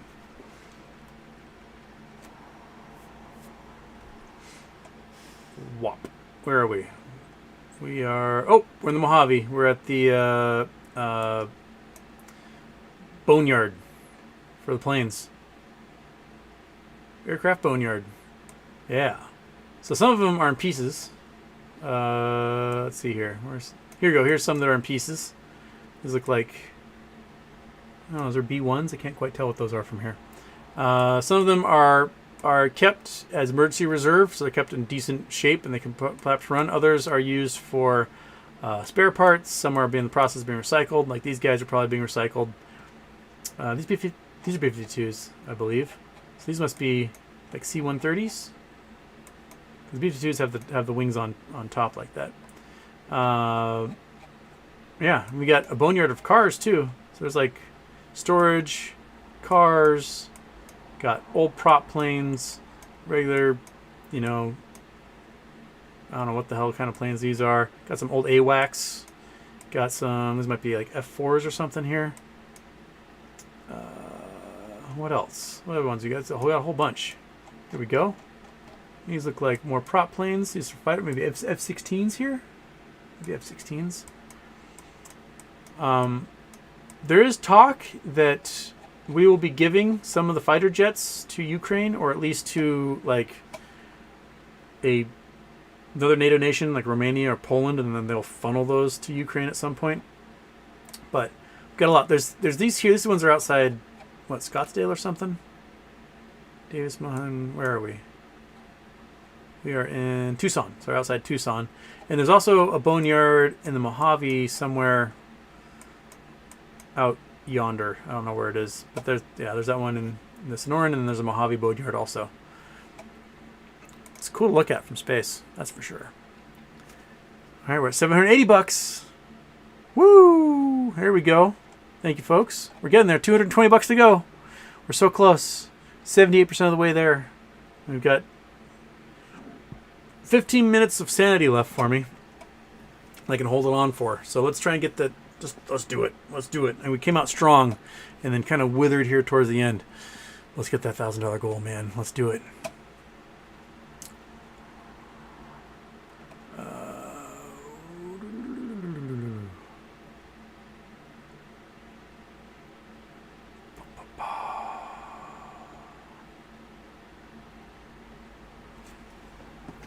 Bones, now that corporations are into home buying, my guess is we see heavy competition for low prices.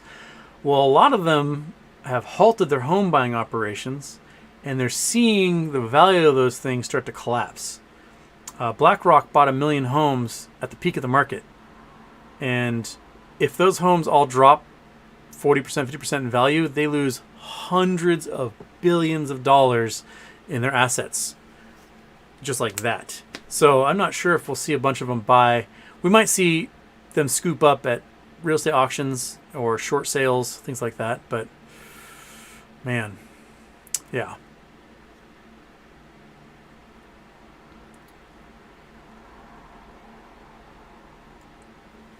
Carlos R., greetings from Jersey again. TNEC, to be exact, want to pick your beautiful brain. What do you think about... Oh, you asked about Mullen. We asked that one already. We did that. Okay, let's just repeat. Okay.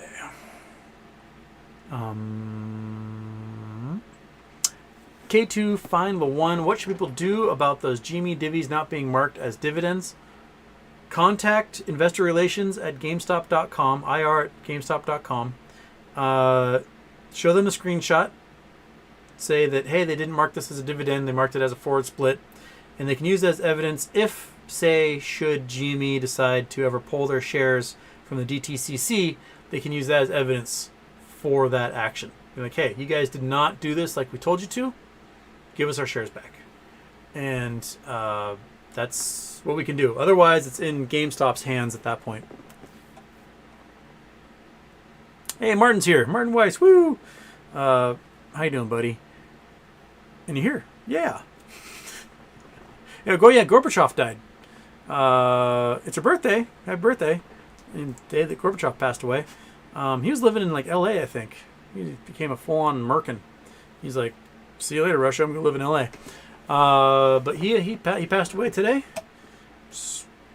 End of an era, I guess. Cold War era. All those guys are starting to bite the dust.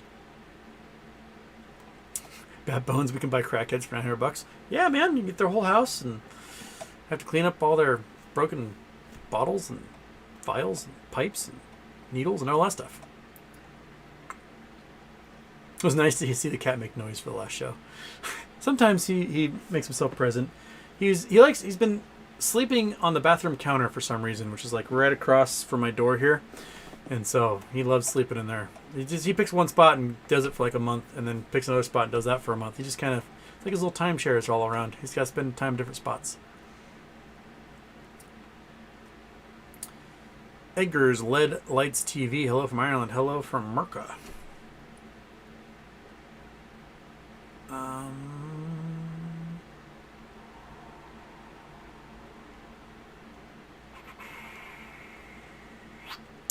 Dino C. Houston, any idea when HYMC stock will be coming out with their core sample results? It usually takes a little while to go through an assay. So when they do a core sample, they get this sample. It's anywhere from basically 1.5 inches to 3 inches in diameter, and they literally get chunks that are maybe a meter long, and then they saw them in half. And one half goes to a core library, the other half gets obliterated in a mass spectrometer, and they figure out how much material is in that section of rock, and they try to corroborate it with, parts per million or amount per ton. So you might see in like a core sample report, it might say like, oh, there's 9,550 parts per million silver in this material. So you've got to like figure out how many parts there are in a million, and then do the math, figure out how much that comes out to weight in the material. And like, okay, now there's $26 in silver per ton of this material. So if our mining operation can extract that material and classify it and smelt out the silver for $22 a ton, we're making profit. If it says there's 5,000 parts per million and that comes out to $19 per ton, it means you're going to lose money on mining that. What HYMC is looking for high grade ore of gold specifically, because all the gold currently known in their operation is trapped inside sulfides, inside things like pyrites, and those are really hard to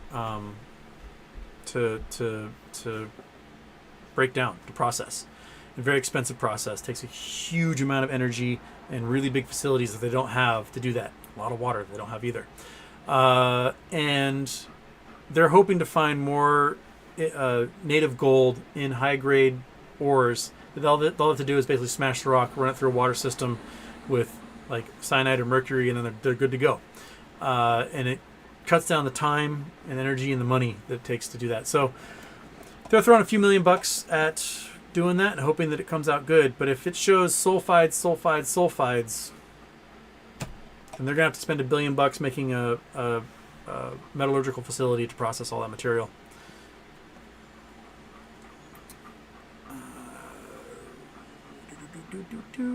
Oh, 855. Holy smokes, he's jumped up again. That is awesome. Who we got? We got Anonymous. We got Dean Martinez and Guitar Stuff. Fantastic. $145 to go. And we're at our $1,000 goal. Right, big dog? High five? High five? High five? No? No, you just want to stare at me and pant? Okay. All right. Monkey butt. All right. Where are we?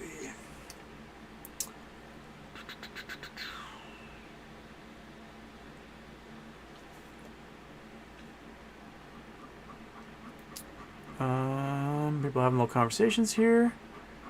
Wasteland land terraces used a lot in Europe. That might be a great way for land management in North America too, and doable areas, of course. Land terraces they were done in Europe, but they were mastered in Southeast Asia. Let's see if we can just go to some terrace places here. They basically made terraces with bulkheads that would trap water, and you'd put your rice paddies in there. We have to go to. Okay, well, I'll be able to just randomly find a terraced valley here. Don't jump on me. I want to get a steep valley. Steep valley. Gotta go maybe perhaps closer to Sichuan. This looks like it might be a steep valley. Do we have terraces? Here we go. Here's some terraces. So you basically cut out the land, make it flat. You have a bulkhead on one side, and you use some of that extra land cut out to make a wall, retaining wall, and then you can plant and trap water in these terraces. So they do lots of terrace hillsides. Some of the places that are much steeper have, like here's a steeper one, Have like lots of tons of little tiny terraces that they work on, and then any water that runs down ends up irrigating essentially the entire terraced area. And if you're doing things like rice, the water collects in pools, and you have like tiny little ponds essentially that are for growing rice or soy. Lots of them all over Southeast Asia. They did a great job adapting that landscape to themselves. For it, you can see just tons of hills in these areas. This is all limestone, so there's tons of sinkholes, and anytime the rainwater is acidic, it just eats away. So you have lots and lots of these little valleys, and so many of them. Just like a little village at the bottom of every single one of these little valleys. It's pretty wild. Pretty wild. It's got to be a pain in the butt to like get from here to there, to go through 9 million little valleys to do that back in the day. Sheboyne.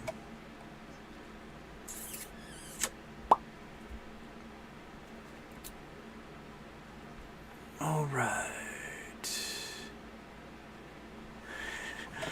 All the bones are talking with each other.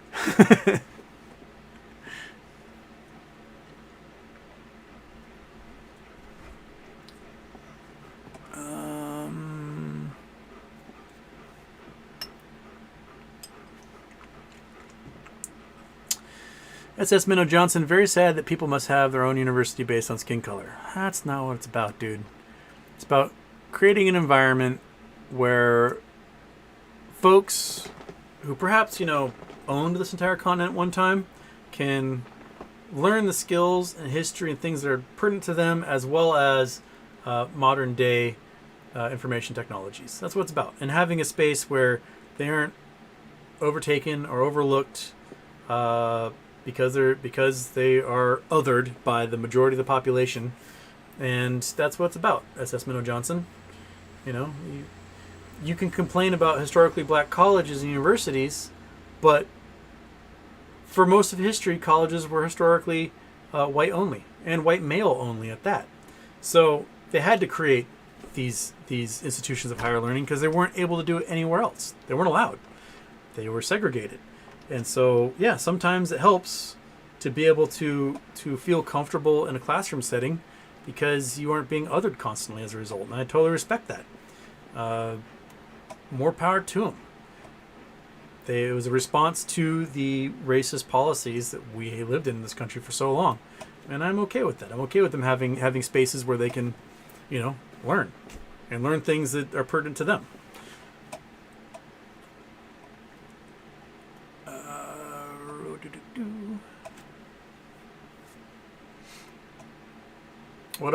SS Minnow Johnson, what about space for Asians to get rejected from Ivy League schools on their race? What about Jews? Everyone gets their own university.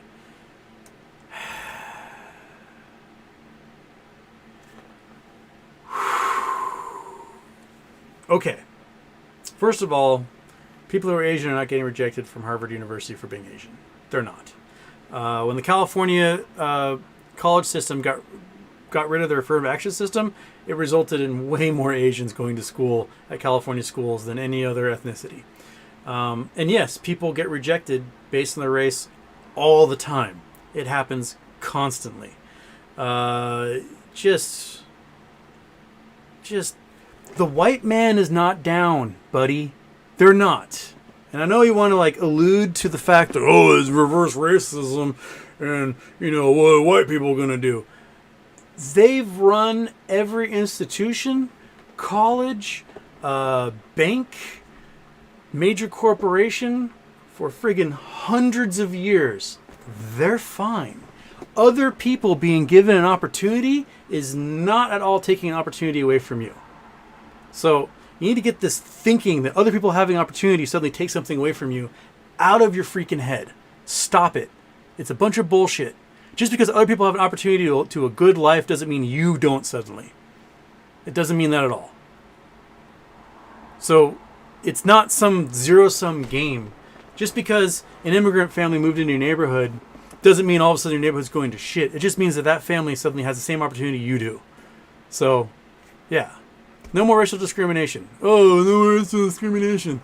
That would be great if it wasn't coming from white people who racially discriminate all the time.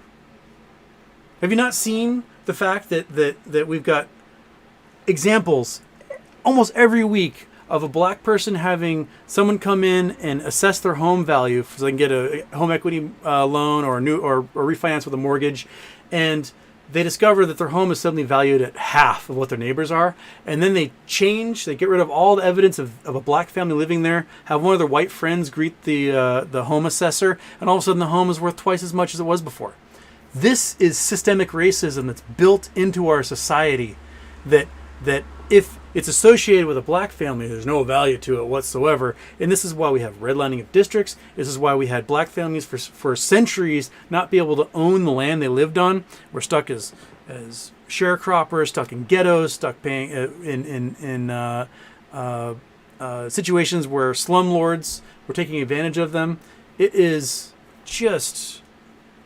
The white person is not the person who's been disadvantaged in all of this. It has not happened that way, SS Minnow Johnson. It has never been that way. All right? So pull your head out of your ass and accept the fact that you've had it good for so long that someone else coming up to your level does not make it you having it bad all of a sudden. All right? It doesn't. It doesn't at all.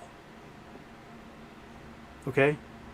Just be better at what you do and don't rely upon the fact that, the only way he got into Harvard is being a white legacy student whose great-granddad donated money and his name was on a dorm somewhere. There's all these complaints about Judge Jackson getting nominated and approved for the Supreme Court. And they're like, well, he said he's going to go out and find himself a black woman to put on the court and that there's racism. And it proves that she's going to be unqualified. That's bullshit. There are plenty of black people who are qualified in the court. But for the previous, 200 years of this nation's history, all we did was we went out and found a white guy, specifically found a white guy to put on the court.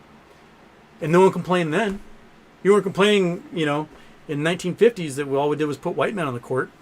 Well, how dare they only put white men on the court? You're probably like, woo, another white man on the court. Fantastic. That represents me.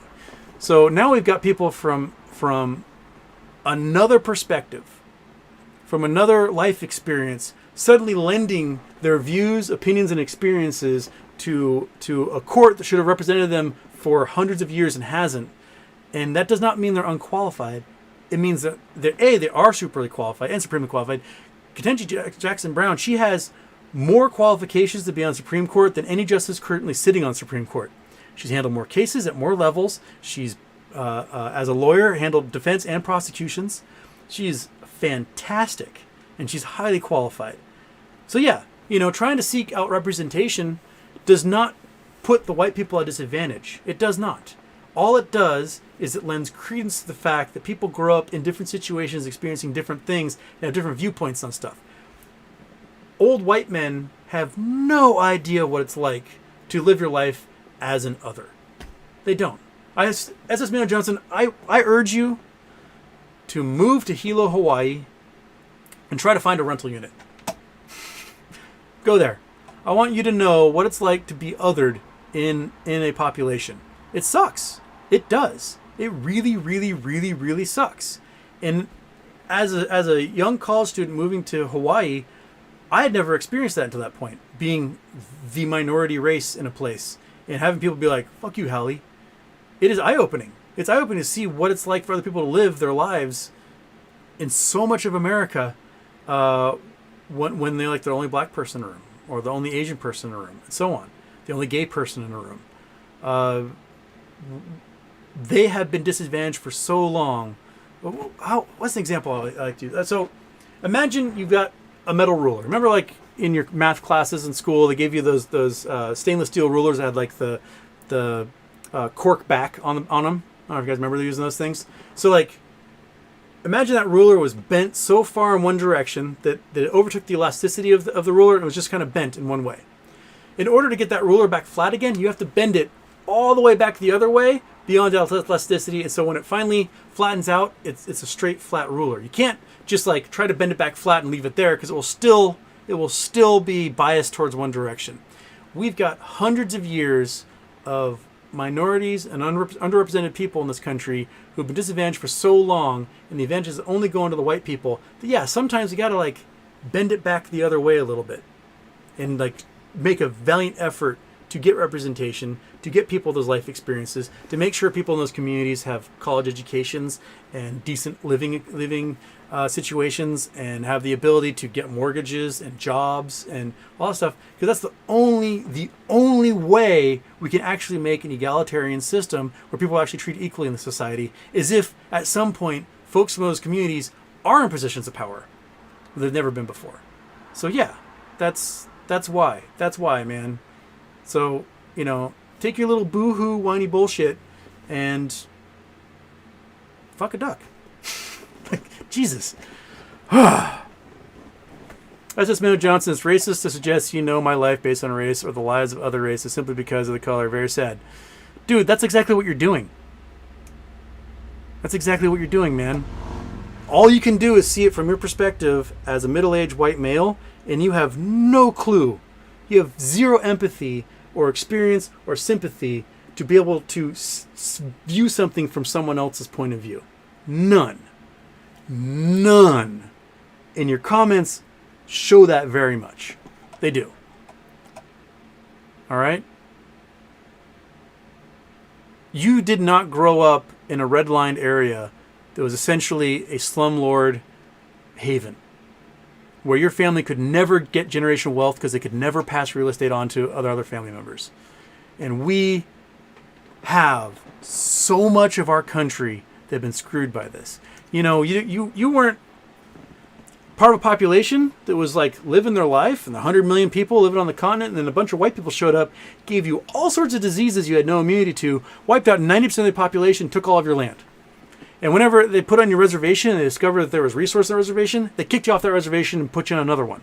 And so you end up with people like the Navajo people living on the most resource poor land on the entire continent. They are dirt poor. They've got nothing. The Colville Reservation here in Washington, one of the largest gold strikes in the Northwest history, happened to be on the reservation. So what did they do? They kicked them off. And a bunch of white people came there and stole all their gold. Like, well, you get this land over here now that's not worth anything. Again and again and again and again, our history is subjecting people that white people have othered into abject poverty and generational poverty. That's what we do. I mean, it actually happened to Irish folks in the Appalachians. Is that you had these coal companies come along, essentially steal out the mineral rights from under these people's land, and then they had nothing. And then they poison their streams and their water sources, and then you've got generational poverty happening, and you've got plenty of poor people who will go die from black lung in the coal mines at that point. It happens all the time, man. Yeah, JMJ Gaming Hawaiian happened in Hawaii. If you look at Hawaii, and this atlas is fantastic. Sorry, big dog, I'm gonna step over you here. So, Dr. Jim Juvic, my favorite professor, the Atlas of Hawaii that he made. In here is a fantastic chart showing the boom-bust cycle of... I have to find it. It's going to take me forever. Sources. I want not references. I want index economics. Where is... Band of resources, perhaps? You are... Nope, that's Red Hill. No, that's land. Okay, I'm going to have to just do it from the beginning here. But it'll show you the boom-bust cycles of what happened in Hawaii and how people basically just got screwed. Social environment. Economy, 238. Okay.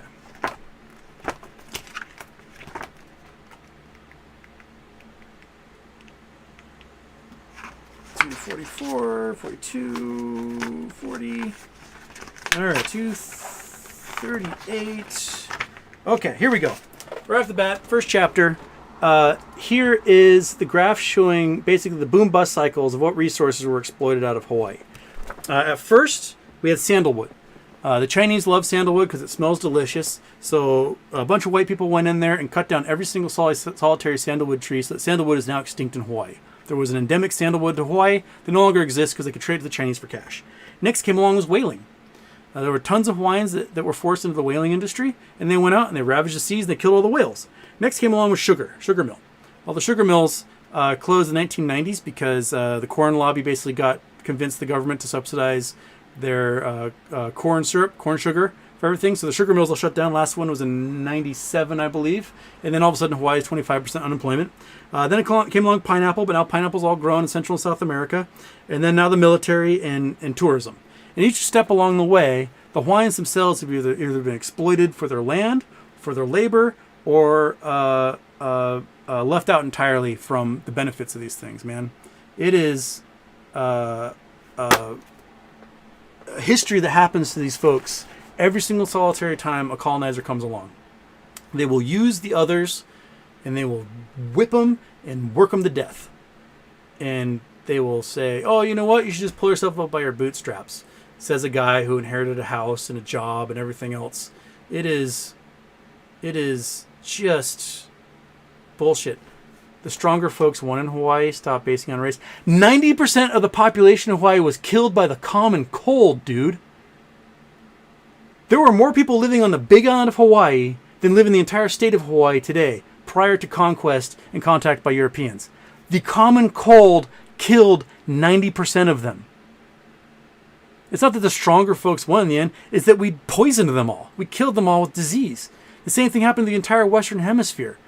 There's places that are just being now newly discovered in mountains of Honduras and Guatemala. There are entire lost cities that were hundreds of thousands of people, and they all died from the common cold. Man. It's just, I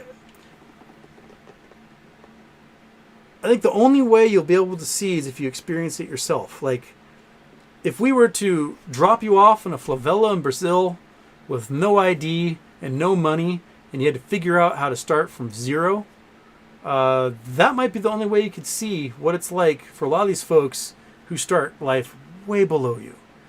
Like, your life has never been harder as a result of the color of your skin. It hasn't. You may have had adversity, you may have had tragedy, you may have had all these things, but the color of your skin was never the result of why your life was hard. My brother-in-law is black. He is a college president. He gets pulled over at least once a month and suspected of car theft because he drives a Lexus. Because he has a good job and he's highly educated. If I drive around a Lexus or a Porsche or whatever, I'm not going to get pulled over once a month and be told that I fit the description of somebody who stole a car. It's not going to happen to me. You know, I didn't grow up in a community where bricks with notes tied to them were thrown through my window with the N-word written on them like he was. That didn't happen to me. I was not targeted because I was the only black kid in a school of white kids like he was. And he managed to overcome a whole lot hell of a more from a starting point that was much lower than a lot of other folks. And man, it is, I don't know how to get people to open their eyes to this. I don't know how to show you to have humanity for other folks. I don't. It's something that I don't think can be taught. Like, there's people who possess empathy and those who don't, and the ones who don't, they have to experience these things themselves. It reminds me of like Republican politicians who are like super anti-gay or whatever, and then their kid comes out, and all of a sudden they're like, oh, it affects me all of a sudden. I guess I need to change my ways. There's so many folks that's the case. And all right, you guys got yourself a charity show rant. Hope you're happy. Hope you're happy with your charity show rant. We did manage to raise like $50 more, so there we go. Get our thank yous out of the way here. We've got Anonymous. We got to thank Logic Dustbin. Thank you so much. Space Monkey, thank you. Anonymous, thank you. We have $100 left for our goal to raise money for these folks in Eastern Kentucky, a lot of whom are the victims of generational poverty and have been stuck in basically what is the poorest region in the United States, and they got hit with some of the worst flash flooding we've had as a nation in a long time. And their homes are wiped out, and they got nothing. So donate today. Help us get to our $1,000 goal, and we can at least, sprinkle a little bit of hope on these folks who are just in dire straits and exposed to the elements, and they've lost their only thing of value, which is their home. That's been their families for generations. So do. Oh, yeah, woo! Granny bags saved the day again. Pushed us over the limit. We did it. Oh, thank you, Granny bags. You are the ultimate hero, there, Granny. Thank you. Woo! I do have some steam left, so we can do more questions. I am so far behind in the chat. I am so very, very, very, very far in the chat. Okay. So,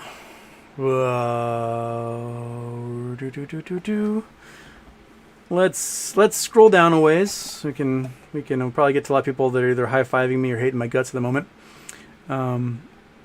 But okay, so we'll go back like 15, 20 minutes and I'll try to get through some of these things we have here. Okay. Guitar stuff, if America was okay with colleges only for me, a white dude for so long, I can be just fine with colleges that aren't for me. Exactly. Sometimes things just aren't for you. and if you are the people in power and you keep people out, that's different than an oppressed group being like, look, we need this thing for ourselves. That is different, and there's a core difference in the power structure there for sure.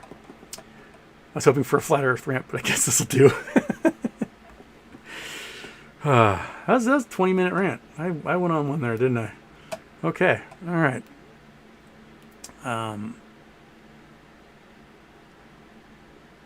Yogi, can we get a FEU, Flat Earth University of the Sciences? Good luck finding anybody with a degree that can give you an accreditation. I'd be impressed, though, if there was someone.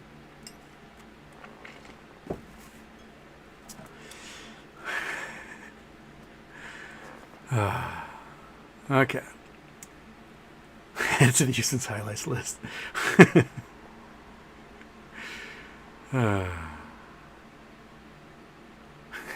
SS Minoga, tight grip on that ladder you pulled up. That's a good way of putting it. I got mine, fuck you.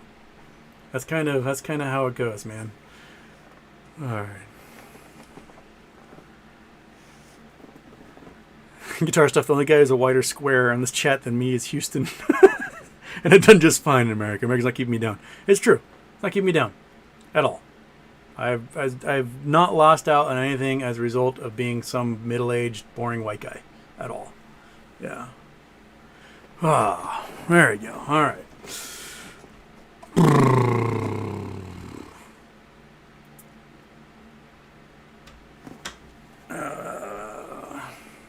Anderson, I think college entrance exams should be anonymous. You write the test, and that's it. Whoever get to be the final deciders should not know who you are, why you are. Well, there's a problem there in that a lot of the tests are written by white people, and they don't have experiences outside of that. So the standardizations are very much like white-centric. IQ tests are a great example of it. The things you learn in a white household are different than the things you learn in a minority household. And so oftentimes folks don't realize that the tests designed themselves are kind of have a prejudice in them in the first place. So one of the things, like, affirmative action is not about giving somebody who's unqualified the role. Affirmative action is about finding two people who are qualified, and if there happens to be a person of those people who are both equally qualified, happens to be a minority, then they're going to get that role because in the past it would have been given straightforward to the white person. That's basically it. It's not about quotas, not about anything else. It's about finding people who are equally qualified. And there are things like the Black Lady sketch comedy show. This was called one on HBO. The point of that show was not just to give an opportunity to these women, but to also create a base layer of experience for black women to become showrunners of TV shows, to become producers, to get those production credits, and all of a sudden be a force to be reckoned with within themselves. There's a bunch of Canadian laws that came into effect since 2019 about representation in TV shows, not just on camera, but also behind the camera. So there are internship programs and training programs specifically at these production companies and at studios to find folks who are from underrepresented communities and teach them how to direct shows, to produce them, to show run them, and so that they get these experiences. And because for so long, it was a white guy, had a white guy as a mentee, and he trained him, and that guy ran the show. And that guy found another white guy, and so on, so that all the showrunners and producers were particularly one demographic. And now these laws are showing that if you see a TV show right now that has incredible diversity, it's probably filmed in Canada. Whether it's between sexes, men and women, or of different ethnicities represented on camera. And it doesn't take away from the story. It doesn't. It adds to the depth of the story, and it allows more people to have more. It allows people to see representation of themselves in those products, and allows people who are outside of those ethnicities to experience seeing somebody in charge of stuff. Like, I don't know how to explain, like, Mr. T was a profound experience for me as a child. I was just absolutely head over heels for Mr. T. I wanted Mr. T everything. It did not occur to me that Mr. T was a groundbreaker in his field. That he was basically a star, an action star outside of the regular blaxploitation, which was not marketed to 7-year-olds. But Mr. T was this good dude who was strong and powerful and took no crap. And he was a powerful figure for me as a little white kid. I just was in love. I wanted a Mr. T haircut. I wanted to wear gold chains. I had a Mr. T sleeping bag. He was my absolute hero growing up as a kid. And I don't know if that led to views on race I had later, but it certainly was a foundation for it. I remember being I was like 3 years old, and I was in this daycare. And there's this little black girl show up to the daycare, and I was so jealous of her because she got to look like Mr. T. She got to have Mr. T's skin color, and I was so jealous of that because that made her that much closer to Mr. T than I was. And it was, like, looking back now as an adult, I was kind of a silly kid thing. I didn't understand race or how dynamics or anything. But I was so envious of this little girl that she got to have the same skin color as Mr. T, because that means she could look like Mr. T on Halloween and I couldn't. And for, think about the Artemis mission. It's going to be an all-women mission to the moon in 2025, right? You're going to have all these little girls who get to see women succeed and do, just unimaginable achievements and land on the moon and set up the foundation for a colony, all this stuff. And think about the little girls who get to see it. But also think about the little boys who will get to see, like, something. Oh, women can do things too. Right? They might have some sexist father in their life telling them, oh, women don't belong in the kitchen, boy, and they're just like things you just have sex with and leave the side of the road. And they're going to see competent, intelligent, amazing women doing things that for centuries they were told only men can do. Right? That has an impact on those little boys as much as they have an impact on little girls' inspirations. It produces a better society, man. We get a better society when we let everybody participate. And that is I don't know, that's the stuff I find beautiful. Is that, you've got a nation like Saudi Arabia which won't let women drive. Women can't drive. Bullshit. We've got billions of women who drive every single day all over the world. So we can prove to you that that's not true. That is wrong, that you're a liar. You're just a sexist asshole. And, women can't fight. We got women doing MMA and boxing and everything else. Of course they can.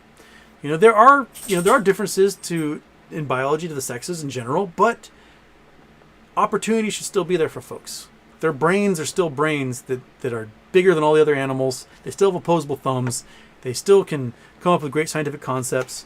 The sexism that happened in the sciences, what was the scientist's name? At Harvard, crap. He basically created a Pickering's harem. Is that what they called it? Is Pickering? What was his name?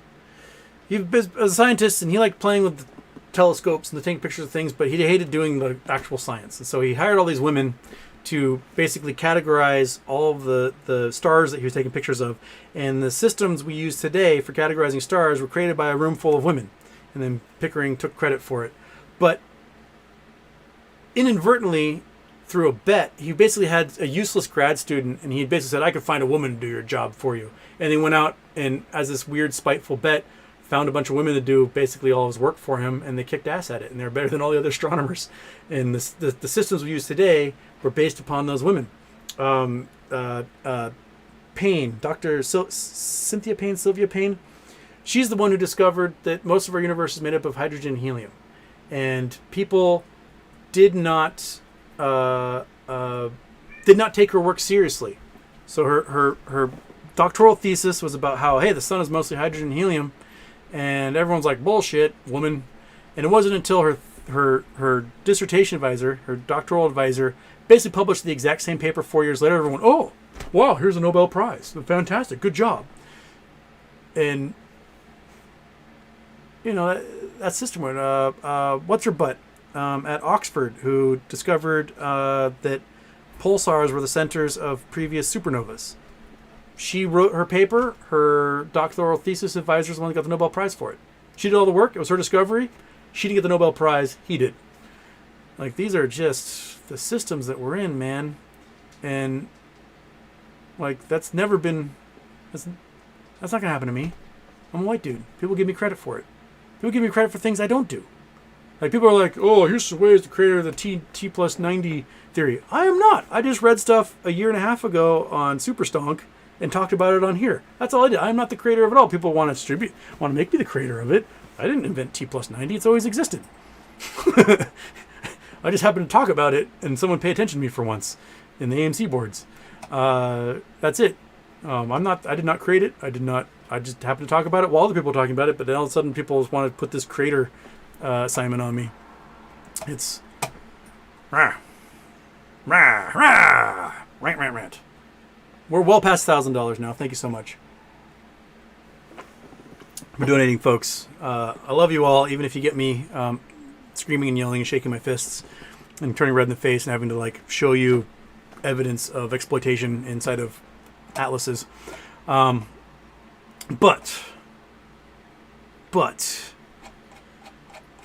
I am very warm right now. Darren Martinez, Houston, I'm still waiting to rep your channel sticker. Oh, crap. That's the one that's... I've not been to the stupid... I've got your thing right here. I got to mail it to you. Yes, I do need to go to the P.O. box. I do have stickers. Send your self-addressed stamped envelope to the P.O. box listed below, and I will send you a sticker. And I still have to go to the... I got an hour. So the show is over. I got to go to the P.O. box. Right, big dog? Yeah, that's what you're saying. He's like, yeah, give me the P.O. box. It's awesome. I love driving the P.O. box. And I'll go do that. And I'll mail that one and go pick up whatever's there. And I want to thank everybody for Charity Tuesday.